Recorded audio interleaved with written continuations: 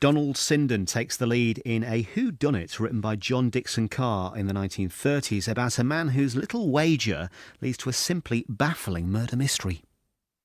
So, after your evening in the saloon bar, you were found fast asleep on a sofa at Northfield Hall. Can you tell us how you got there? No, I don't remember that part at all. Well, perhaps you'll tell us the part you can remember. Let me think. When I woke up, I knew where I was because the moon was shining in through the windows, so that was all right. All right. Didn't it strike you as odd that you were in someone else's house? Well, it used to be my house, Superintendent. I just thought, hello, I'm home. And that's when I saw this chap walking along the corridor. It would help us if you could describe him. He was wearing a uniform, the way they do at big hotels, like the Royal. Dark blue, with a long jacket and silver buttons. That's all I can tell you. Not quite. You didn't describe his face. I can't tell you anything about his face. I can only remember a dark shadow, a sort of black hole where his eye should have been.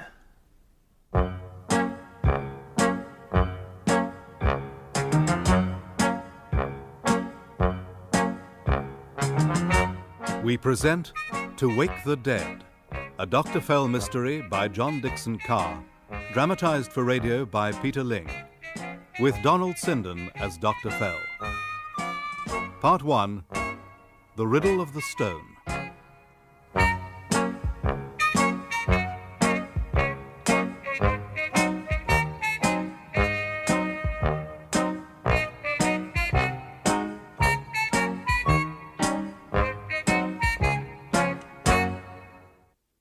Extracts from notes made by me, Gideon Fell, on Saturday, May the 1st, 1937, on one of the strangest cases ever investigated by my friend, Superintendent Hadley. It involved young Christopher Kent, a wealthy Australian. He was an amateur criminologist. We'd corresponded on several occasions, but I'd never met him until he arrived in my study at Adelphi Terrace. Good morning, Doctor. I'm Christopher Kent, and I'm in one hell of a mess. Are you indeed? Then, before you go any further, perhaps I should warn you. This is my colleague, Superintendent Hadley, of the Criminal Investigation Department. Good morning, Mr. Kent. I think you'd better come and sit down. Thanks. Now, what have you got to tell us? I'm supposed to meet an old friend for dinner tonight, Dan Reaper. He's a businessman from Sydney. A big noise there. He's fixed up a party of his friends and family to come over to London for the Regal Razzle Dazzle. The Regal Do you mean the coronation? Visitors from overseas are pouring in every day. And, is Mr. Reaper planning to join in the celebrations? Oh, and how? He's a great guy. Sort of the earth, old Dan. And the most stubborn, pig-headed cuss you ever met. And that's why I'm in a jam right now. One day we got into an argument walking along by the harbour on account of me saying I was planning to take up criminology as a career. A career? You? Get away. You've never had to earn your own living. You couldn't do an honest day's work if you tried. What are you talking about? Of course I could. But just because my old man's made a bit of money, well, that doesn't mean that... I'll tell you what it means. It means you don't know how to buckle down to a real job of work. I could if I tried. Let's have a bet on it. You'll be in London 2 months from now, right? With the rest of us. You know I will. Well, I bet you couldn't start from here without a penny in your pocket. Make your way to London and meet me there. I've got to go down to Sir Giles Gray's place in the country first, but I'll be up in London at the beginning of May. Meet me for dinner at our hotel, 8 p.m, Saturday, May the 1st, without cashing a cheque or using your dad's name to help you on your way, and I'll give you £1,000. How about it? So I said OK. I was determined to prove him wrong. And I did pretty well, until yesterday. What happened yesterday? I arrived on the SS Volspar at Tilbury with a trimmer's pay in my back pocket. And last night I blew the lot on one glorious binge with my messmates. At breakfast time this morning, I was outside the Royal Hotel without a penny to my name, starving hungry with 12 hours to go before my deadline. No, just a minute.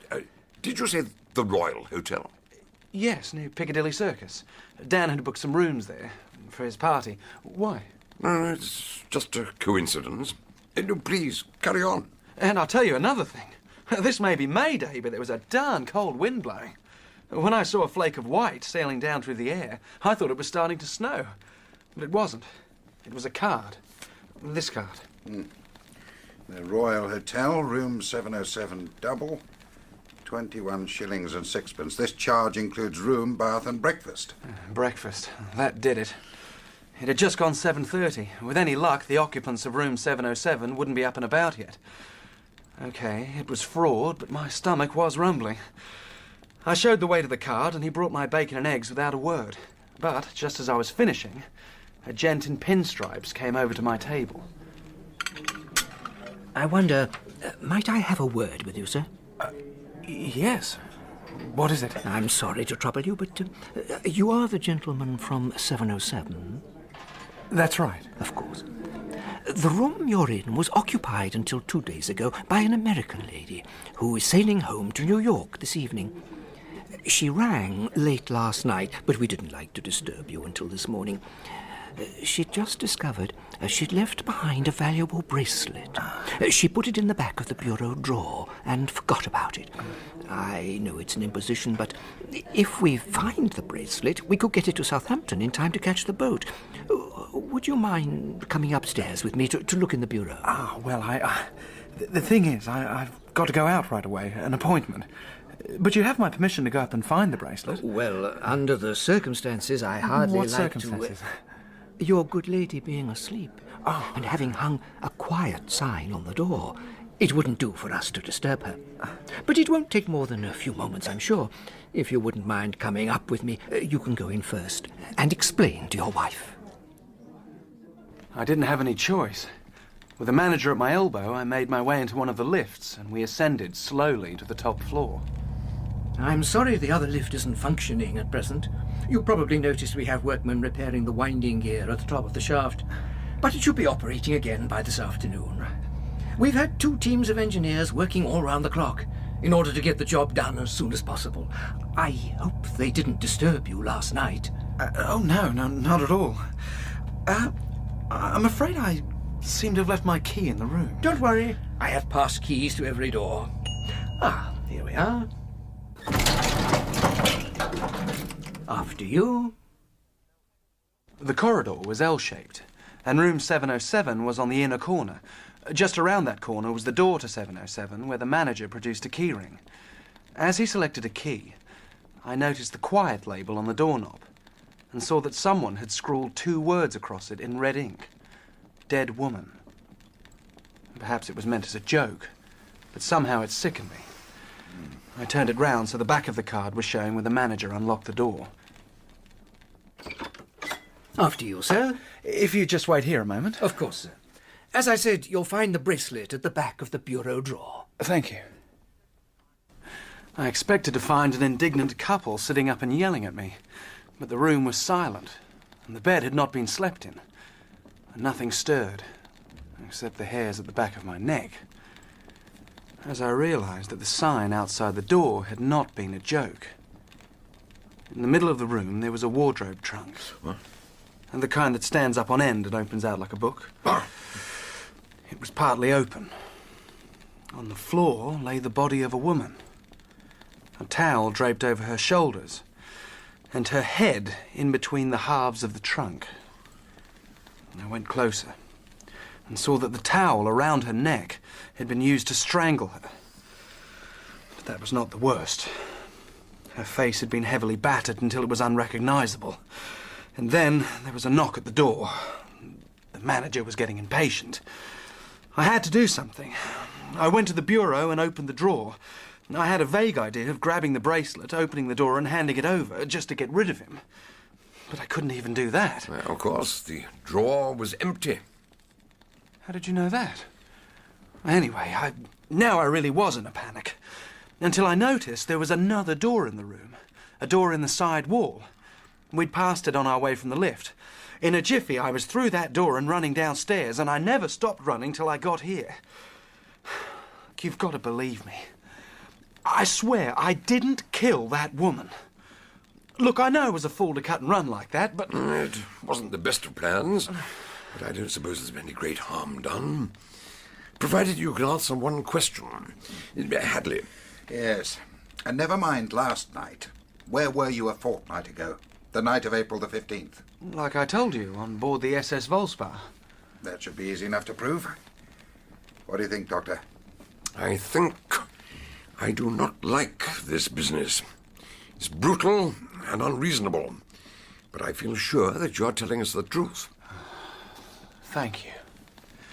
Though I don't quite see why... I'm afraid we've already heard your story. The report of that woman's death was phoned through to me just a short while before you arrived. And I must tell you some bad news. The woman whose face had been so cruelly battered was Josephine Kent, the wife of your cousin, Rodney Kent, two of the people who travelled from Australia with your friend Dan Reaper. That woman was Jenny Kent? Josephine Kent. She hated that name. We all called her Jenny. I can't believe it. There must be some mistake. I'm afraid not. Mr. Reaper's party arrived at the Royal Hotel a couple of days ago. He'd taken all the rooms on the top floor. The whole party? You mean they were all there? Did you know Mrs. Kent well? No, she wasn't the sort you get to know well. But she had a special quality, very attractive. Rod simply... Oh, God. Where was he when it happened? The poor devil worshipped her. Oh, this'll just about kill him. No, he's been spared that at least. Hadley, I think you'd better explain the situation. Very well. The fact is, we already knew about Mr. Reaper's wager a fortnight ago. He told us himself. We tried to get in touch with you then because... well, I'm sorry to have to break it to you like this. On the night of April the 15th, while Mr. Reaper's party were staying in Sussex as guests of Sir Giles Grey, your cousin Rodney was murdered. In exactly the same way that his wife was murdered last night. If I'd had any doubts about the young man's innocence, they would have disappeared when I saw the colour drain from his face. The news had come as a terrible shock. Mr. and Mrs. Kent were a popular couple, happily married, and as far as anyone knew, without an enemy in the world. They certainly had none in England, for neither of them had ever been out of Australia before. Yet someone patiently stalked them and killed them. One at a house party in Sussex, the other at the Royal Hotel. I still can't believe it. It makes no sense at all. Haven't you any idea who's responsible? Well, there's a fellow we've got in jail, not on a murder charge, though that's part of the reason he's inside. A chap called Bellows, Richie Bellows. A good deal of evidence points to him as the murderer of Rodney Kent, but I can tell you one thing for sure.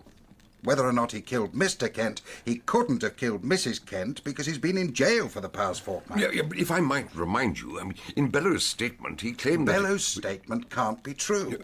In the first place, his fingerprints were found in the room where Kent was killed. In the second place, any man, drunk or sober, who says he saw a uniformed hotel attendant walking through Giles Grey's house in Sussex at 2 o'clock in the morning... What? By the by, have you met Sir Giles Grey? No, I've heard Dan speak about him. He's something in the government, isn't he? Yeah, well, he used to be an undersecretary at the Commonwealth Office. But after he retired, he left London and bought a house at Northfield, on the Kent-Sussex border. I gather that he and Mr. Reaper have known each other for years. That's right. They've got some sort of property deal going. That's why the party went down to spend some time at Northfield Hall. Now, there were 5 of them. Sir Giles, Mr. and Mrs. Reaper and their niece Francine, plus Rodney Kent. And his wife, Jenny. No, she wasn't there. She had 2 aunts living in Dorset, whom she'd never met, so she went down to visit them for a while. She only rejoined Mr. Reaper's party a couple of days ago, in London. Where does this chap Richie Bellows fit in? I was just coming to that. His father, Richard Bellows Sr., had been a great character in Northfield, an architect and a builder. By the time he died, he'd remade most of the village. How do you mean? Well, his speciality was restoring old buildings or creating new ones, replicas of Tudor or Stuart houses, which would deceive the most knowledgeable historian. He really enjoyed that. He had quite a sense of humour. He was forever putting in hidden doors and secret passages. Oh, Lord, oh, Bucks! You never told me that. Before you start jumping to conclusions, I can say, with my hand on my heart, that there are no secret passages or anything of that kind in Northfield Hall.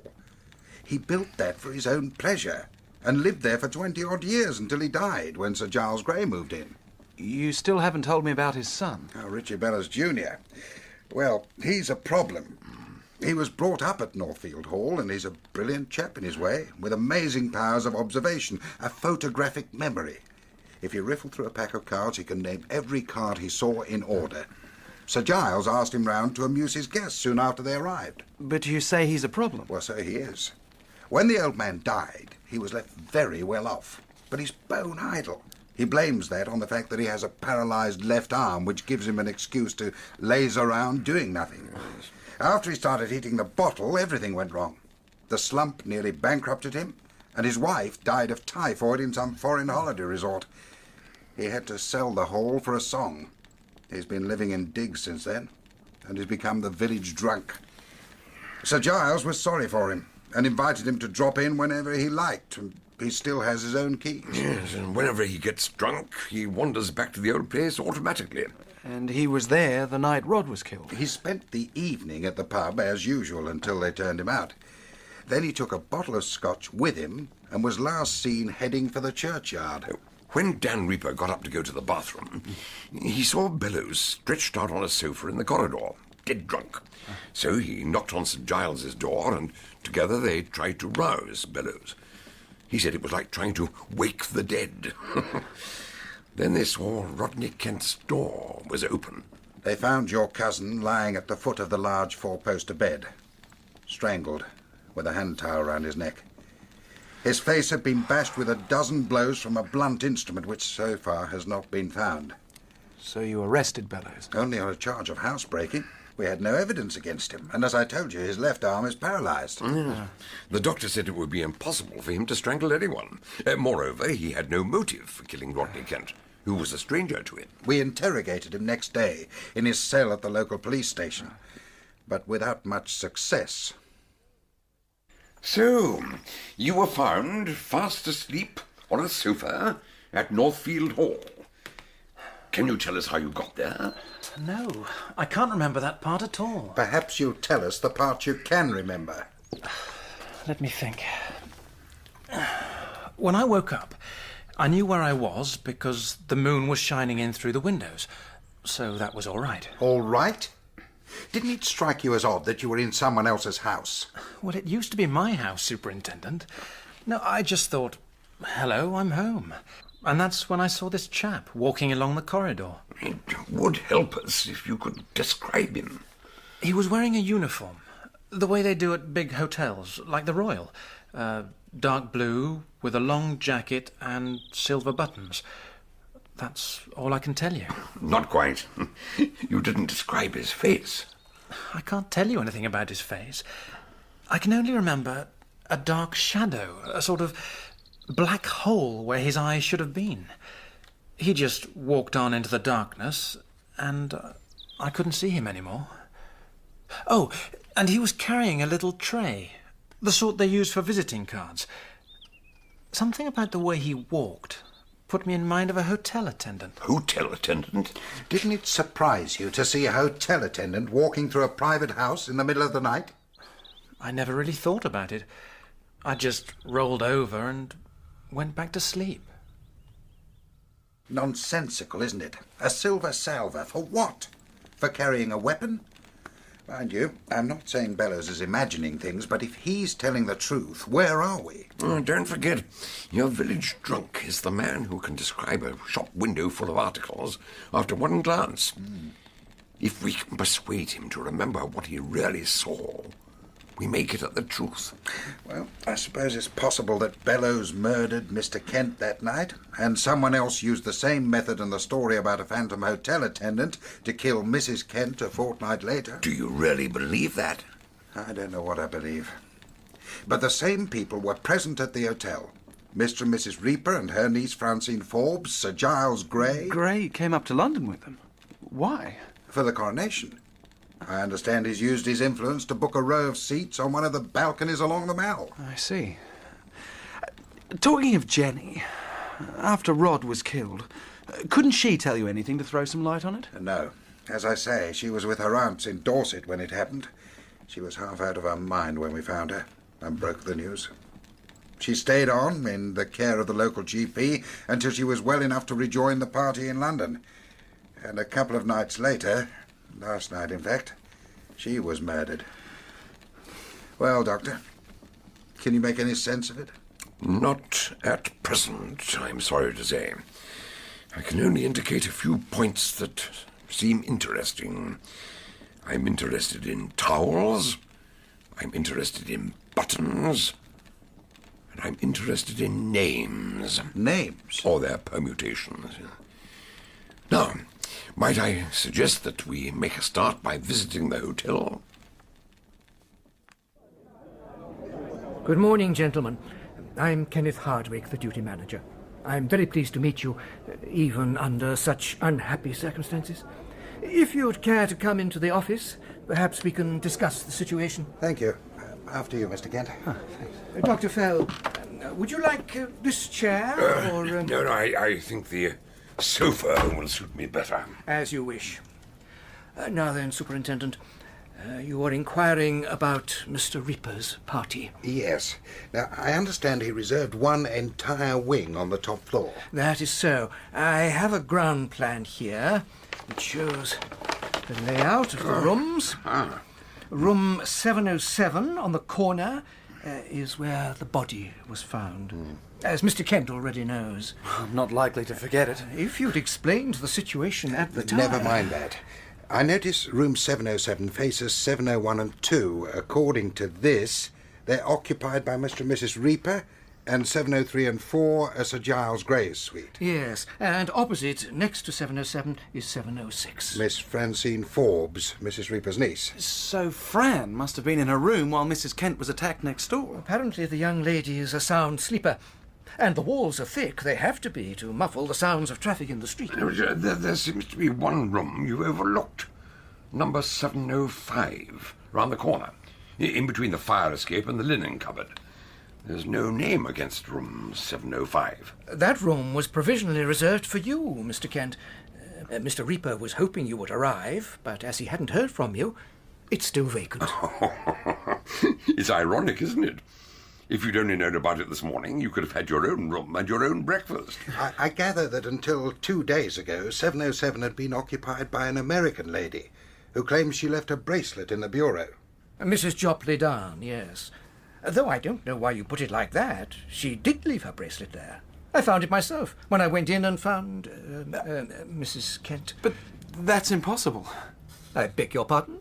I'm sorry. I mean, I looked in the bureau this morning, and I'll swear on a stack of Bibles there was no bracelet in that drawer. I can only say that's where I found it. It's in my desk now. There you are. May I see that? It was a curious design. Broad links of white gold with one stone set in the centre. Square, black, with 2 lines of Roman script engraved upon it. In characters only just big enough to be legible. My Latin's not up to much. Claudite iam rivos, pueri sat prata biberunt. Well, Doctor, what do you make of it? No wonder she wants it back. The stone itself isn't particularly valuable. Obsidian, perhaps, or black opal. But a good many museums would like to get their hands on it. A rough and ready translation might be, cease your singing, lads. You've had enough recreation. It's one of the most ingenious devices of the ancient world. Devices? You mean it's got a secret compartment full of poison, like a Borgerie? Oh, no, nothing like that. No, nothing of the sort. Though it's equally practical. Where is Mrs. Jopley Dunn now? In Southampton. About to sail for New York. I'm trying to get in touch with her. You must certainly do so. She'll be delighted to hear that it's safe. Look, let's get back to business. I'm told you had men working on one of the lifts last night. If an outsider, and not one of Mr. Reaper's party, had gone into 707, would the workmen have seen him? Oh, yes. An intruder could only have come up by the lift or the staircase, and they'd have been in full view. Yes, but how about the fire escape round the corner? That's not visible from the lifts. True, but that door can't be opened from the outside, for security reasons. So... He was interrupted by an indignant middle-aged man, followed by a very attractive young lady. Look here, Superintendent. How much longer are you going to keep us cooped up in our rooms like... Chris! Mr. Reaper, I gather you already know Mr. Kent. Yes, I know him very... Hang on, Chris. Did you tell him who you are? Because if you did... Oh, forget the damn bet. This is too serious to bother about that. Hello, Fran. Hello. So, you've heard the news. Rod and Jenny, both of them. Yes, I heard. Superintendent Hadley told me all about it. I just hope you can tell us something. How it happened. Why it happened. As yet, I'm afraid we know very little ourselves. Mr. Reaper, for a start, can you tell me what you and your party were doing yesterday evening? We all went to the theatre. Drury Lane. We got back about 11:15, didn't we? Yeah, about that. We were all tired. We went straight up to our rooms. And after that? Did either of you leave your rooms for any reason? No, well, not exactly, though I stuck my head out to look along the hall. Oh? Why was that? My watch had stopped. There's a clock at the end of the passage. What time would this have been? About 2 minutes after midnight. Did you see or hear anyone else in the corridor? Only one of the hotel staff, outside Jenny's door, carrying a pile of bath towels. One of the staff? A man in uniform? Who could that have been? Would you know him if you saw him again? I didn't see his face because of the heap of towels. I'd say he was average height, in the hotel uniform, navy blue with silver buttons. Oh, you're thinking of the chap Bellow saw at Northfield Hall. And there was a towel, wasn't there, when Rod was killed? What about Jenny? Was she... Yes. A towel had been used to strangle her, too. For Pete's sake. I'm sorry, Miss Forbes. I know this is very upsetting for you, No, but... I'm all right. I just wish we could stop talking about it and find out who killed them. A few minutes later, Hadley and I went up to examine room 707, taking Chris Kent with us. The policeman on duty unlocked the door, and as I went in, I noticed something rather odd. Well, what are you scowling at? This pair of shoes outside the door. Well, what about them? They must have been left out last night for polishing. Yes, I saw them when I came up after breakfast. Yes, but they weren't polished, for a very good reason. They're made of brown suede. After you. Yeah. The body's still here. I told them not to touch anything until She's been moved. Huh? Well, her head was inside the wardrobe trunk. I told you. Well, someone's pulled her out onto the carpet. Now, who the devil could have... Hello? Look at these marks on her neck, Doctor. It strikes me this is a new method of murder.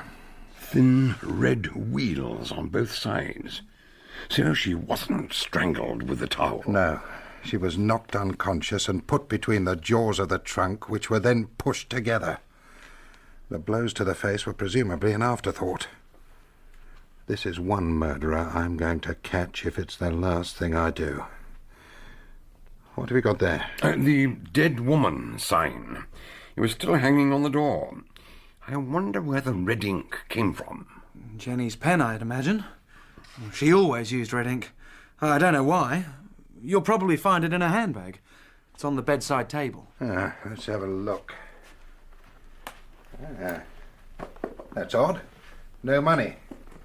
But there is a pen with red ink. Now, I take it you're not suggesting that she scribbled those words on the card herself. Of course not. Yeah, which means the murderer must have known where to find that fountain pen. Tell me now, was there a key in her bag? No, why? Well, she must have had a key to this room. I mean, it's not in the door. I wonder what happened to it. I'm more concerned about what happened to the weapon. It's pretty clear that poor creature was attacked with repeated blows from a blunt instrument, face to face with her murderer. Undoubtedly, exactly like Rodney Kent. Beaten unconscious before being asphyxiated. So if the murderer was carrying a weapon large enough to do that sort of damage, how was it that Mrs. Kent didn't scream, call for help, or put up some sort of struggle? I wonder. I see there's something else that appears to have been overlooked. What's that? I walked across to the bedside table. Someone had placed a stack of bath towels upon it, snow white, fresh from the linen cupboard. Well, there must have been a dozen of them. I picked them up one by one and shook them out. Halfway down the pile, something fell to the carpet. What the? An iron poker, nearly 2 feet long. Its head was flecked with lint, sticking to the dried stains of blood. Thank you. That's what I was looking for. Not only a good hiding place, but if you had one hand keeping a firm grip on the damn thing, and the towels hiding it from Mrs. Kent, you could whip it out and strike before she realized what was happening. Now what? Dan Reaper said I'd find you here. I wondered if I could be of any assistance. And you are? Giles Gray of Northfield Hall. I expect Dan told you. I've some China tea in my room, if you'd care for some refreshment.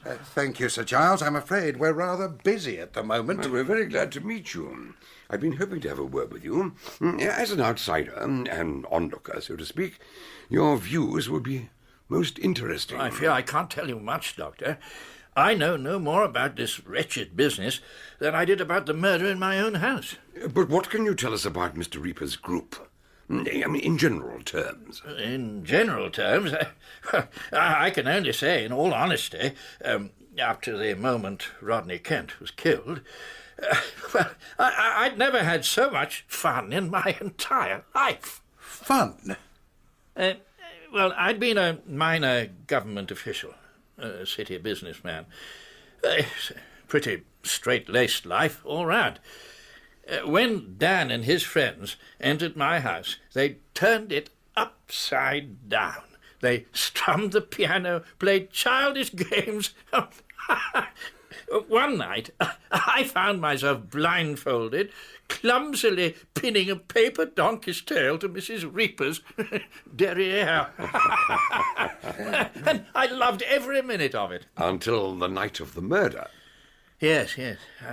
I knew it was too good to last. Hello, Giles. I thought we were under orders to stay in our rooms till further notice. Yes, Sir Giles is filling in a few additional details about your guests, Mr. Reaper. Their characters, their personalities. That's no use. Giles only met him a couple of weeks ago. But I'll tell you who to ask, and that's my wife. Melita's what you might call a student of psychology. Isn't that so, Giles? Oh, certainly. Mrs. Reaper is a shrewd observer of human nature.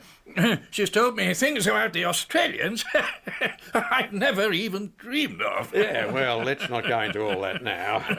Besides, Melita's not just an expert on the Aussie character. She knows the mysterious secrets of the British as well, right? I must admit it was Melita who pointed out that beneath my stiff collar and cuffs there lurks a rather unbuttoned sense of humour. But then one would expect her to understand the English, being English herself. Oh, you must forgive me. I'd somehow taken it for granted that... Oh, didn't I tell you? Yeah, Melita's from the old country. Born and bred in a place called Leamington Spa.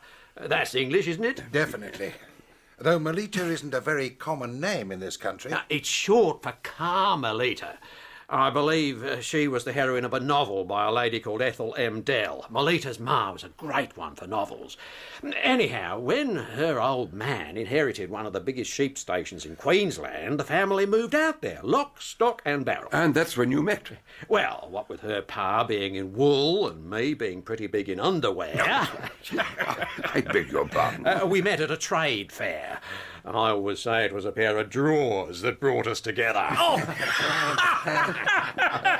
We seem to have strayed from the point somewhat. If we could just get back But to... that is the point. Like I said, Mita's a student of human nature.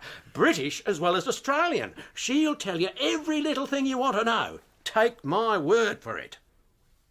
And so, when Hadley had finished his work in room 707, we went over to 702 and introduced ourselves to Mrs. Reaper.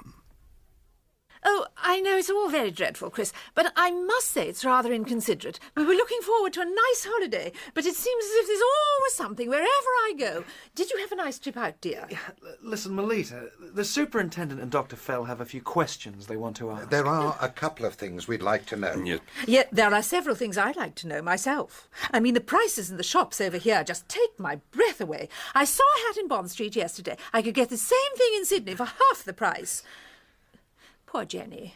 She always had such pretty hats. Paris models, mostly. Yes, we wanted to ask you about Jenny. Tell me, how would you describe her? Oh, I know what you're going to say, but you mustn't believe everything Dan tells you. Men talk such nonsense sometimes, don't they? Women aren't angels, whatever they'd like you to think. You mean Mrs. Kent was no angel? I'll tell you what she was. She was dangerous. Dangerous? I don't mean wicked, nothing like that. But she was so pretty. Too pretty for her own good. Men buzzed round her like flies round a jam pot, and she loved it. She liked playing them off against each other, and some of them took her seriously. That's the trouble. It's funny how different people can be, isn't it? There's Jenny playing at love as if it were a kind of game. And then there's Fran. She's in love with you, Chris. Did you know that? What? She tell you that? She didn't have to. Good Lord, are you sure? Because if she's Mr. really... Kent, I hate to interrupt you, but we are trying to conduct a criminal investigation. Sorry. And the doctor has a few more questions to ask. Yes, so I have, yes. One question about cards. The little cards the hotel gives you, with your room number and the prices and so on. I expect you have one, Mrs. Reaper? No, I don't think so. Dan does that sort of thing. Oh, wait a minute. I believe they gave him some little cards like that because he's the host and he was paying for everything. I think he put them on the windowsill. Oh, they're not there now. The room was rather warm. They keep the central heating far too high. I had to open the window to get some fresh air. I expect that's when they all got blown about. Does that answer your question? Well, yes, I think it probably does. Yeah, I also have a question about a key. The key to Mrs. Kent's room. It seems to be missing. I wonder if you knew where she kept it. Oh, yes. I saw her put it in her bag last night. Last night? When we got back after the theatre. We were all going into our own rooms, and when I turned round to say good night to her, she was just opening her door, and then she dropped the key into her bag. By George! You're sure of that? The key was in her bag? Oh, yes, I can see her now, unlocking the door. Her coat sleeve fell back, and I saw the bracelet she was wearing. White gold with a square black stone in it. I was quite surprised, because I'd never seen it before, and... What's the matter? Are you saying Mrs. Kent was wearing Mrs. Jopley Dunn's bracelet? No, I don't think so, because I never heard of Mrs. Jopley Dunn, and I can't say I care for her name. But I do remember the bracelet, because it was so unusual. Oh, for goodness sake, come in! Superintendent, I'm sorry to disturb you, but I thought you should know. I've just spoken to Mrs. Jopley Dunn. Oh, is she here? Have I met her? No, madam. She's in Southampton. She described the bracelet she's lost. It's a different one altogether. It's made of silver, set with diamonds, worth £3,000, and she's positive she left it in that bureau. Naturally, she's very distressed, though she thinks her insurance will cover it. So there were two bracelets in that bureau? There must have been. In that case, they were both stolen. Because when Chris searched the bureau, it was empty. But between his leaving room 707 and you entering it, somebody returned Mrs. Kent's bracelet. Well, all I can say is I never saw it until last night. Ask Fran. She was with us all the evening. So Hadley and I went in search of Francine. We invited Chris to accompany us, but he seemed strangely diffident about it. After some humming and hawing, he decided he had a letter to write to his parents in Australia, and retired to his own room. We finally ran Miss Forbes to earth in the Palm Court, where she was enjoying a sherry before lunch, and Hadley showed her the bracelet. You're sure this bracelet belonged to Mrs. Kent? Oh, yes, I'm quite sure. And yet Mrs. Reaper says she never saw it before. Well, she may have bought it in London recently. Perhaps this was the first time she'd worn it. No, I don't think so. I believe she said she'd had it for years. But she was definitely wearing it last night at the theatre. Yes, she was. Perhaps Melita didn't notice it because Jenny kept her coat on all evening. But you saw it. How was that? It was before the theatre. I'd gone to her room to ask her what she was going to wear. What time would that have been? Oh, about 7 o'clock. Well, she said she didn't feel like going out. She seemed a bit on edge. Do you mean she was alarmed? Frightened? No, I wouldn't say that. It would have taken a lot to frighten Jenny. But I asked her what was wrong. No, can you remember exactly what she said? I'll try. Let me think. Well, she said she didn't really want to go to the theatre, but... I don't really want to go to the theatre. It doesn't seem right so soon after Rod... Well, you know what I mean. But everyone else is going, and I certainly don't want to stay here on my own all the evening, so... What are you staring at? Your bracelet. It's new, isn't it? No, terribly old. But I don't often wear it. Well, I thought I hadn't seen it before. May I? Of course. Try it on if you want to. Thank you. Well, how does it fasten? Oh, I see. There's an inscription on the stone. It's Latin, isn't it? I'm afraid I don't understand Latin. Nor do I. But it has a very special meaning. A sort of personal meaning. Only if you're able to read it. That's the whole secret. Do you like it?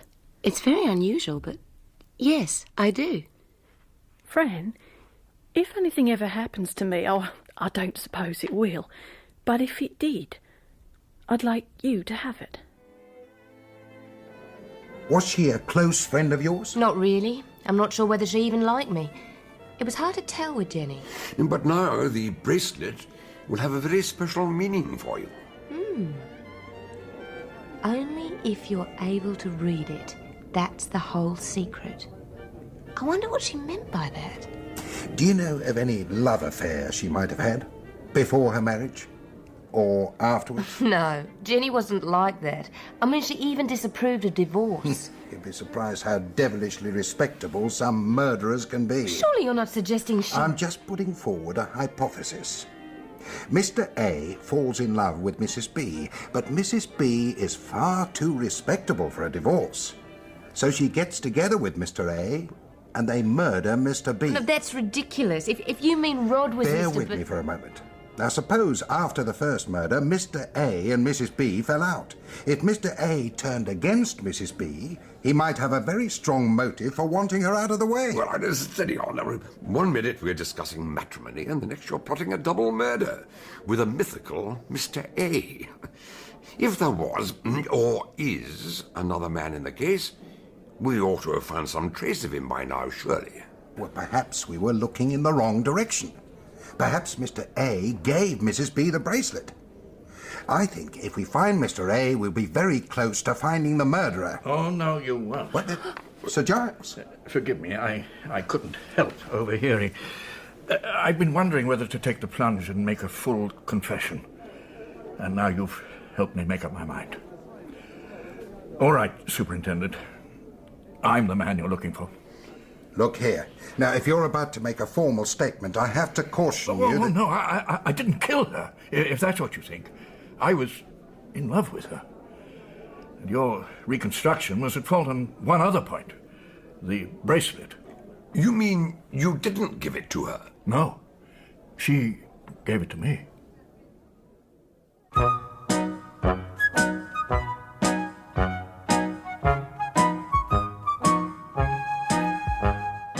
In Part 1 of To Wake the Dead by John Dickson Carr, Dr. Gideon Fell was played by Donald Sinden and Superintendent Hadley by John Hartley.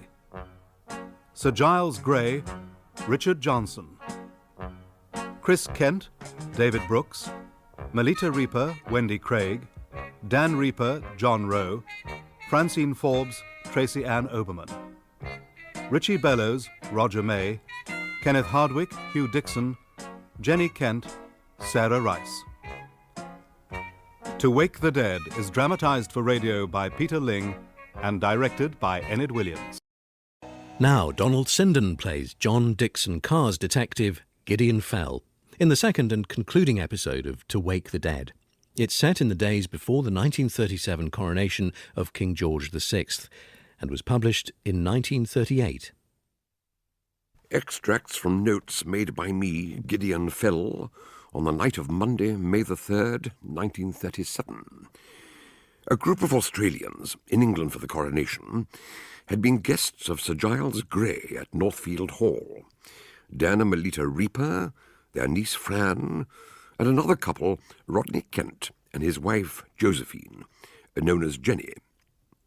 The hall had been rebuilt and restored, like most of the village, by Mr. Bellows, an eccentric architect with a whimsical sense of humour. After his death, his son Richie squandered his money on drink, and when his wife died, he was forced to sell the house to Sir Giles. He often turned up at the hall, the worse for wear, letting himself in with his own keys. On one such occasion, he was found on a sofa, in a drunken stupor. When I woke up, the moon was shining, and I saw this chap walking along the corridor. It would help us if you could describe him. He was wearing a uniform, the way they do at big hotels, like the Royal. Dark blue, with a long jacket and silver buttons. When Sir Giles and Dan Reaper discovered Rodney Kent in one of the bedrooms, strangled, Richie would have been the obvious suspect, but his left arm was paralysed, so he was incapable of strangling anyone. He was held on a housebreaking charge. While he was still in custody, there was a second murder at the Royal Hotel near Piccadilly Circus. The victim was Rodney's wife, Jenny. Her body was discovered by his cousin, Christopher, choked to death between the two sides of an upright wardrobe trunk, which had been closed on her neck.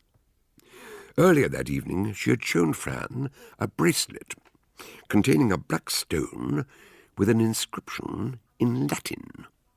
I'm afraid I don't understand Latin. Nor do I, but it has a very special meaning. A sort of personal meaning. Only if you're able to read it. That's the whole secret.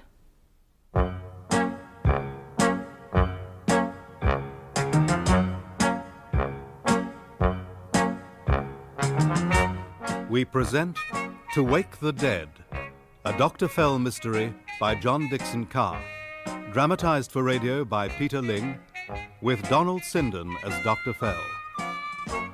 Part 2, The Secret in the Stone.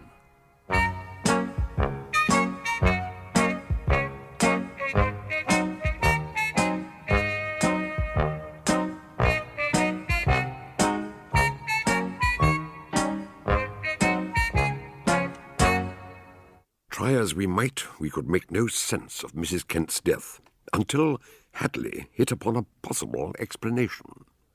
I'm just putting forward a hypothesis. Mr. A falls in love with Mrs. B, but Mrs. B is far too respectable for a divorce, so she gets together with Mr. A and they murder Mr. B. That's ridiculous. If you mean Rod was Mr. B... Bear with me for a moment. If Mr. A and Mrs. B fell out after the first murder, he'd have a strong motive for wanting her out of the way. Oh, no, steady on. I mean, if there was another man in the case, we'd have found some trace of him, surely. Perhaps Mr. A gave Mrs. B the bracelet. I think if we find Mr. A, we'll find our murderer. Oh, no, you won't. What? Sir Giles? Forgive me, I couldn't help overhearing. I've been wondering whether to take the plunge and make a full confession. And now you've helped me to make up my mind. All right, Superintendent. I'm the man you're looking for. Now, look here. Now, if you're about to make a formal statement, I have to caution I didn't kill her, if that's what you mean. I was in love with her. And I didn't give her the bracelet. She gave it to me. Since the Palm Court was rather a public place for such confidences, we accompanied Sir Giles to his suite, where he continued. I know the penalty for suppressing evidence, but here you are. the missing key to room 707. Are you telling us that you and Mrs. Kent were... that you had... I'll tell you what we had. 6 kisses. I counted them. And she said the last one was for luck. You didn't say anything about this at Northfield when her husband was murdered? No, of course not. She was in Dorset, staying with relatives. I hadn't even met her until she came up to London a few days ago. So you met in this hotel, when her husband had been dead only a couple of weeks? It's hard to explain.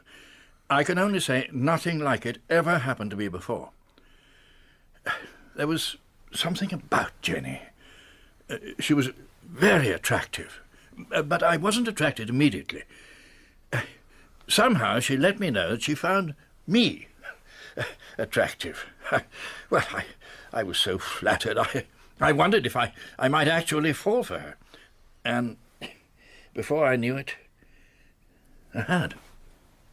What did the rest of your party think about it? Oh, good heavens, they never knew. We met late at night when the others had gone to bed. I must impress on you, nothing actually happened. Another murder happened? That must have been a terrible shock for you. Yes, of course. Although, to be perfectly frank, by that time I was coming to my senses. I realized I'd been infatuated, hypnotized almost. And then I woke up. Did you go to Mrs. Kent's room last night? I did. What time was that? 12:45, and I left about midnight. And that was the last time you saw her? No, I went to her room again at 7 a.m., and once more about 8. And you still maintain you didn't kill her? Of course I didn't. We'd had a pleasant evening at the theatre, though Jenny arranged matters so that we sat at opposite ends of the row. Go on. Well, the first time I had a chance to be with her was, as I say, getting on towards midnight. When the coast was clear, I went over and knocked at her door. And I can tell you this. She was frightened about something. Who is it? Me, of course. Giles. You better come in, quickly. It's all right. Nobody saw me. Who did you think it was? I don't know. I just wanted to make sure. You're looking tired. You've been thinking about your husband, haven't you? Poor... No, I haven't. I don't want to talk about him. Just tell me honestly. Do you love me? You know I do. There's never been anyone like... That's all I wanted to know. What are you doing? Taking off my bracelet. I want you to keep it for me. Here. Take care of it. Always. Then nobody will ever try to wake the dead. Don't understand. It doesn't matter. Just keep it somewhere safe. And now, I think you'd better go. You're right. I am rather tired. I must try to get some sleep. Look, if I put in an early call, we can have breakfast together before the others get up. Then we could go for a walk. Yes, all right. But kiss me goodnight first.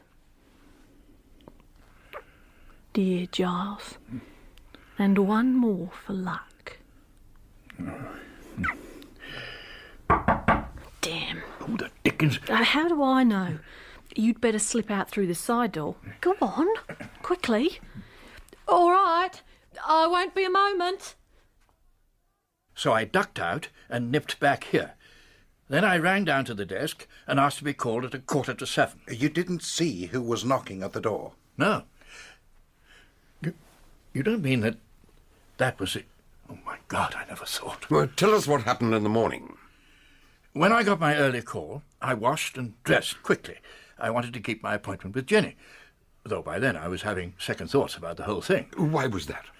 When she kissed me for the last time, I could see she wasn't thinking about me at all, but something much more important. Earlier in the day, I'd been telling her how lovely Northfield was, and she suddenly said we'd have to move somewhere else. She said she couldn't live in the house where her husband had been killed. And somehow I knew she was lying. It was as if I'd switched a light on, and for the first time I saw her as she really was. But you still meant to have breakfast with her? Yes. I went to her room. I was about to knock, but her key was in the door, so I just walked in. Remember that, Hadley. The key was in the door. The curtains were closed, and there wasn't much light. but I could see her lying on the floor with her head inside the wardrobe trunk. When I touched her, she was as cold as ice. I didn't know what to do, so... This is hard to explain. I just walked out again with the key in my hand. I wanted to call for help or wake Dan up, but I didn't want to get involved. So I went back to my own room. But you went back to 707 once more? Yes. It was nearly 8 before I remembered I still had Jenny's bracelet. When I opened my door, I saw 2 men outside her room. Chris Kent and the manager, what's his name, Hartwig. He waited while Chris went in, and after a few minutes I saw Chris slip out by the side door and head for the stairs, and the manager was still waiting. So I took my chance, nipped over to the side door, let myself in. The bureau drawer was open, so I dropped the bracelet in, then opened the curtains to get a better look at Jenny. I pulled her out of the trunk so I could see her face. I took one look and bolted. I thought I was going to be sick.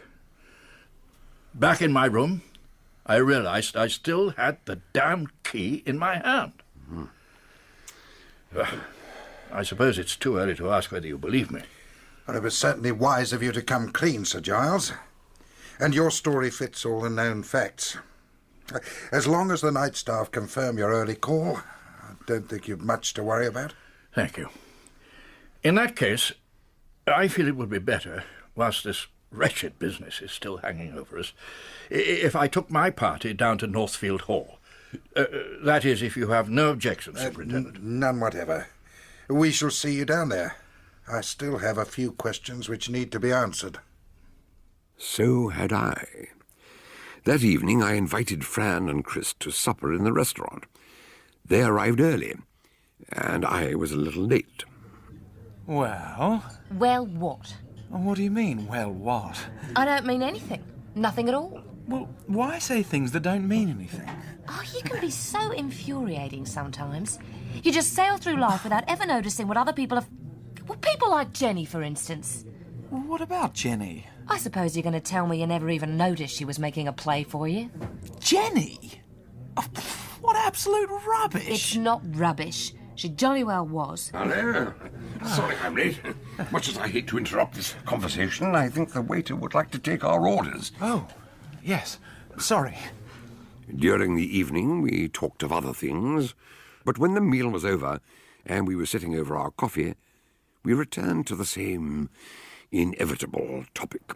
Was anything else missing from Jenny's room? No. Everything seemed to be in its proper place. She had some very good pieces of jewellery, a whole lot of traveller's checks, but no money in her bag. No small change. Tell me, Francine, what are your thoughts about this whole mysterious business? I don't like it. I don't like the thought that someone very close must be responsible. One of us. But I'm not afraid. Well, not much. I believe it's all over. What makes you say that? Because this time the poker was left behind. It wouldn't have been left in the pile of towels if someone had any further use for it. What do you think? Now Rodney Kent and his wife are both dead, that will be the end of it. Well, of course I can't be sure. Jenny was always a bit of a mystery. I sometimes wondered what Rod saw in her. All right, Chris. I know he was supposed to be devoted to her, but some people said he only married her for her money. Her money? But Jenny had money of her own. From her parents, I believe.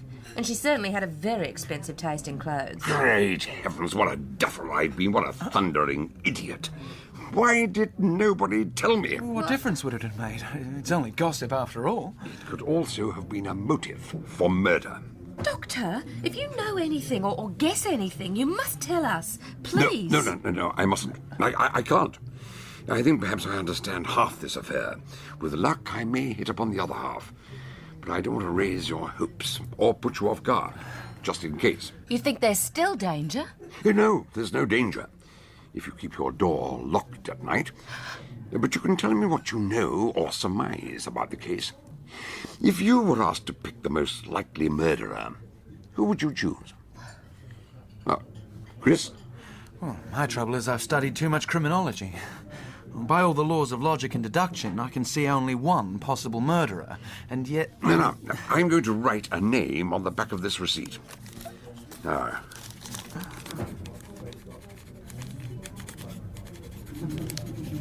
Uh-huh. Now I'll fold it over and pass it to you. Now take my pencil and write your chosen name. Very well.